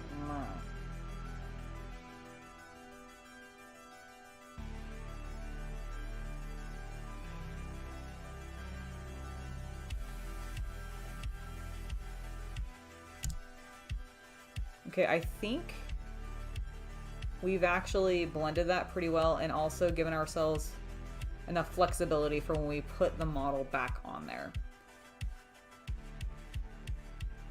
Because I believe right around here is where the wing goes. And I've kept it pretty thin. And, you know what, in fact, just to really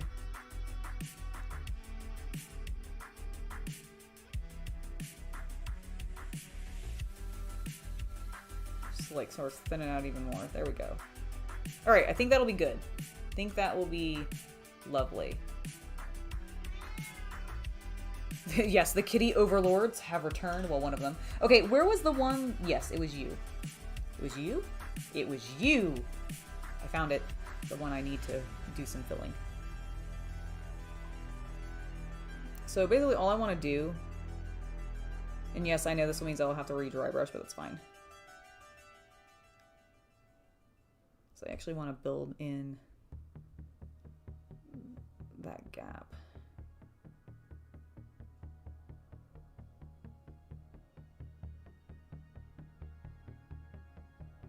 Yeah, that just, I don't know, it feels better.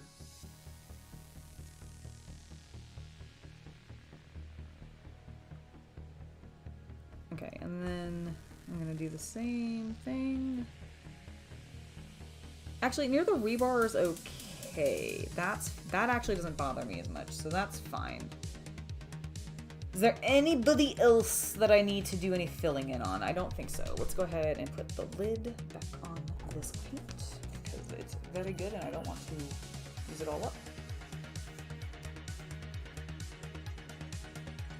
So there's actually a way to deal with unsteady hands because like, here, let me zoom out. Because I promise you, my hands actually tremble a little bit sometimes.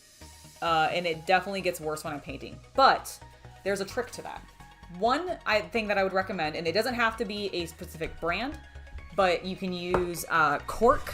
You can use, you can just use like wine corks. You can use old... Did I just put that in the water? Hopefully not. You can use prescription bottles. I often see people use prescription bottles for this. But painting with a handle will do you wonders for steadiness. The other thing that painting with a handle can end up doing, and I'm just gonna use my handle here with a miniature on it like this. So the way that these work and the way that you can use like with the cork and everything is you just want to get some sort of either blue tack or museum putty or any kind of tacky material often used to put posters on walls. You can use to stick things to cork, your pill bottles, a handle, and it'll keep your bases in place. Gives you some structure. The handle gives you a nice grip so that you're not holding the rim of the base, especially on these little guys. It can be a pain in the butt and it can hurt your hands over time. So just as an ergonomic thing, great for that. But the other thing that happens when you're using handle is like, let's say I'm working on the details on the spine, okay? You can use your hand that's holding the handle to brace the hand that you're using to paint with. And by doing that, you still get plenty of flexibility to move your brush around, but you have immediately steadied your hand to prevent some unnecessarily trembling, especially if you're nervous about what you're painting right now. Say you're working on a face or a fine detail and you're uncomfortable with it. It's a really nice way to just be able to, like, I would really recommend just trying to figure out a way to be able to hold something and being able to use your hands to brace your other hand against. Because if you have that thing to steady yourself, it works really well. That's why you often also see, like sometimes, and I don't do this because I'm filming, so I tend to just use my hands to do it. But I've also seen other painters who will still have a handle, still be bracing their hands. But the other thing that they do to help limit the tremblingness is they'll bring their arms in, they'll tuck their arms into their body so that their elbows are essentially like against them. And having that also will help prevent, you know, any shakiness in your limbs as you're either holding things, and that can, and I would also recommend that, like, if you are seeing that you're you're shaking when you're painting, one, make sure that you are properly stretching your wrists and your arms and your hands. You know, there's lots of techniques for doing that, but you really want to make sure you're stretching. This is something that I actually don't do enough myself. Like, this is also just a reminder to me to do it more because I don't stretch enough, and like I have carpal tunnel, and it really aggravates sometimes. Like, it's actually been very aggravated this last week and a half because of all the trebuchet painting, me busting out my mids and trying to get them done. Like, I've been doing a lot of painting and it's been putting a little bit of extra strain on my wrists, and I have not been stretching as much as I sometimes should. Thankfully, Chaos Cultist has been super great about reminding me to do that, but it's just something that I would recommend, like, getting into a good habit right now. As you're starting getting into the hobby, just make it a good habit, because it's not something I started doing until much later, and I regret it because it's definitely put strain on my, like, arms over time and my hands and wrists over time. But by bracing yourself and everything, you can absolutely minimize that shakiness. And also stretching will help reduce that shakiness. Isn't that right? Yes. Yeah. Are they done? Yeah, I can't seal them because it's raining, but... Oh my god, I really like the way they look. So check out the Dark Reapers that Chaos Cultist has been painting up. He also, Farseer? Yeah. Okay, cool. I just was making sure I was getting... I love the way his Farseer came out. He did some great highlighting on the cape, which I really like. I love the purple and green color scheme of that. Yeah, I think it works well. It works. It also, the bases, like those tufts, pop their weapons so well. Yeah. I really, really nice choice. I know that we had already sort of like done that a little bit with the one of the ones that I had painted. The but autarch. the autarch that I had painted, but like, oh my god. So for those of you maybe that haven't seen this, we recently we recently remembered that we had a bunch of, what you would say, like, what, 2nd, 3rd, and 4th ed? No, I would say mid-2000s. Okay, so mid-2000s Eldar sculpts that we had picked up from a friend of ours who was selling it, and we were like, yeah, we'll take that, because Chaos Cultist sold his original Eldar army. That was the first army he ever got into with the hobby, and he had originally sold it because he had sold his Eldar to buy his Dark Elves for Warhammer Fantasy Battles back in the day. So, way before I knew him, like, just, you know, something he had gotten rid of. And so when his friend had mentioned that she was selling her Eldar, and it was from, like, the same era that he had been collecting in originally, we were like, yes, what are you selling them for? She gave us a really good deal on it. And so now we have actually a pretty decent collection of Eldar that includes a ton of Warlocks. Like, holy cow, was she obsessed with Warlocks. But also, actually, a variety of, like, the Aspect Warriors and some Wraith Lords and some other stuff. I think the main thing she doesn't have, even though I do think we have some of them, I just don't know where 100% they are in, like, our collection right now, but is mostly, like, bikes. I don't think she had many bikes, but I think she did have some of the bigger tanks. But it's really, really cool that we had that, because, like, he pulled it out recently, and he's been getting, like, building basically back into that OG army he had, which I just think is super rad. Mostly because I never got to see it. Like, I wasn't, like, dating him or anything at the time when he had this original army, so, like, I never saw this, like, him have this, but he's talked about it for years. So, like, actually seeing him build it up is just, like, makes me so happy. It's been really, really cool. You absolutely can, Otto. You can absolutely. Oh my gosh, my first fine scale? You mean, like, fine casts? Like the resin, the old GW resin stuff, because we are not using those ones. We've stuck mostly with the metal ones and the few that we have in plastic, because we have, like, a mix of various things for the Eldar, so it's pretty cool. Yeah, I really like the way that they're looking too. Thank you guys so much for giving some lovely compliments.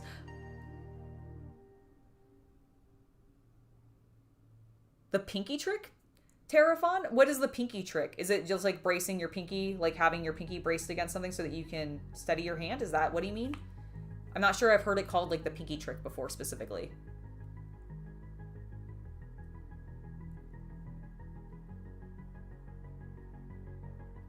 All right, well, I think with that, because now I've got that base done up. I've gotten some progress on the rest of their bases, and frankly, I actually do want to give my hand a break. It is starting to ache a little bit because we've been doing this for about an hour and roughly half, give or take some, about an hour and 15 minutes or so. I'm going to take that out because I don't really need it anymore.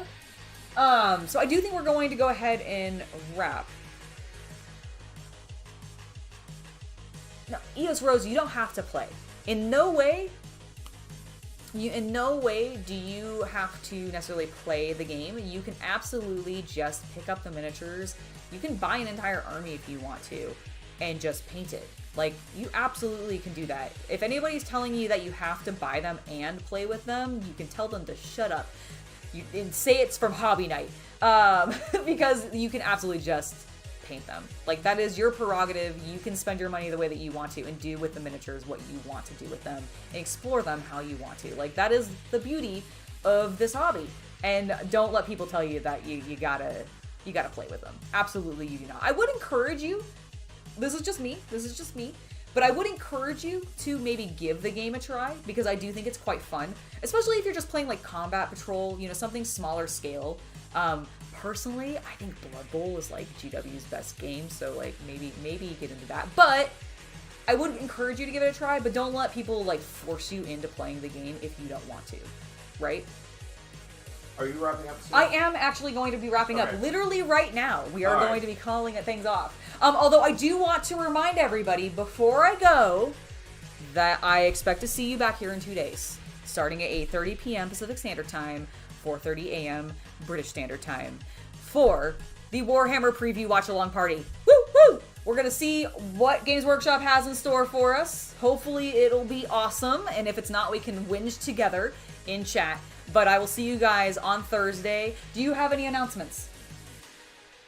Your cat puked all over the couch, and I need your help cleaning it. Alright, well in that case, I am now definitely going to be ending the stream because I have to go take care of that. Goodbye, everybody, and I'll see you on Thursday. Have a good hobby night, everyone. Bye, folks.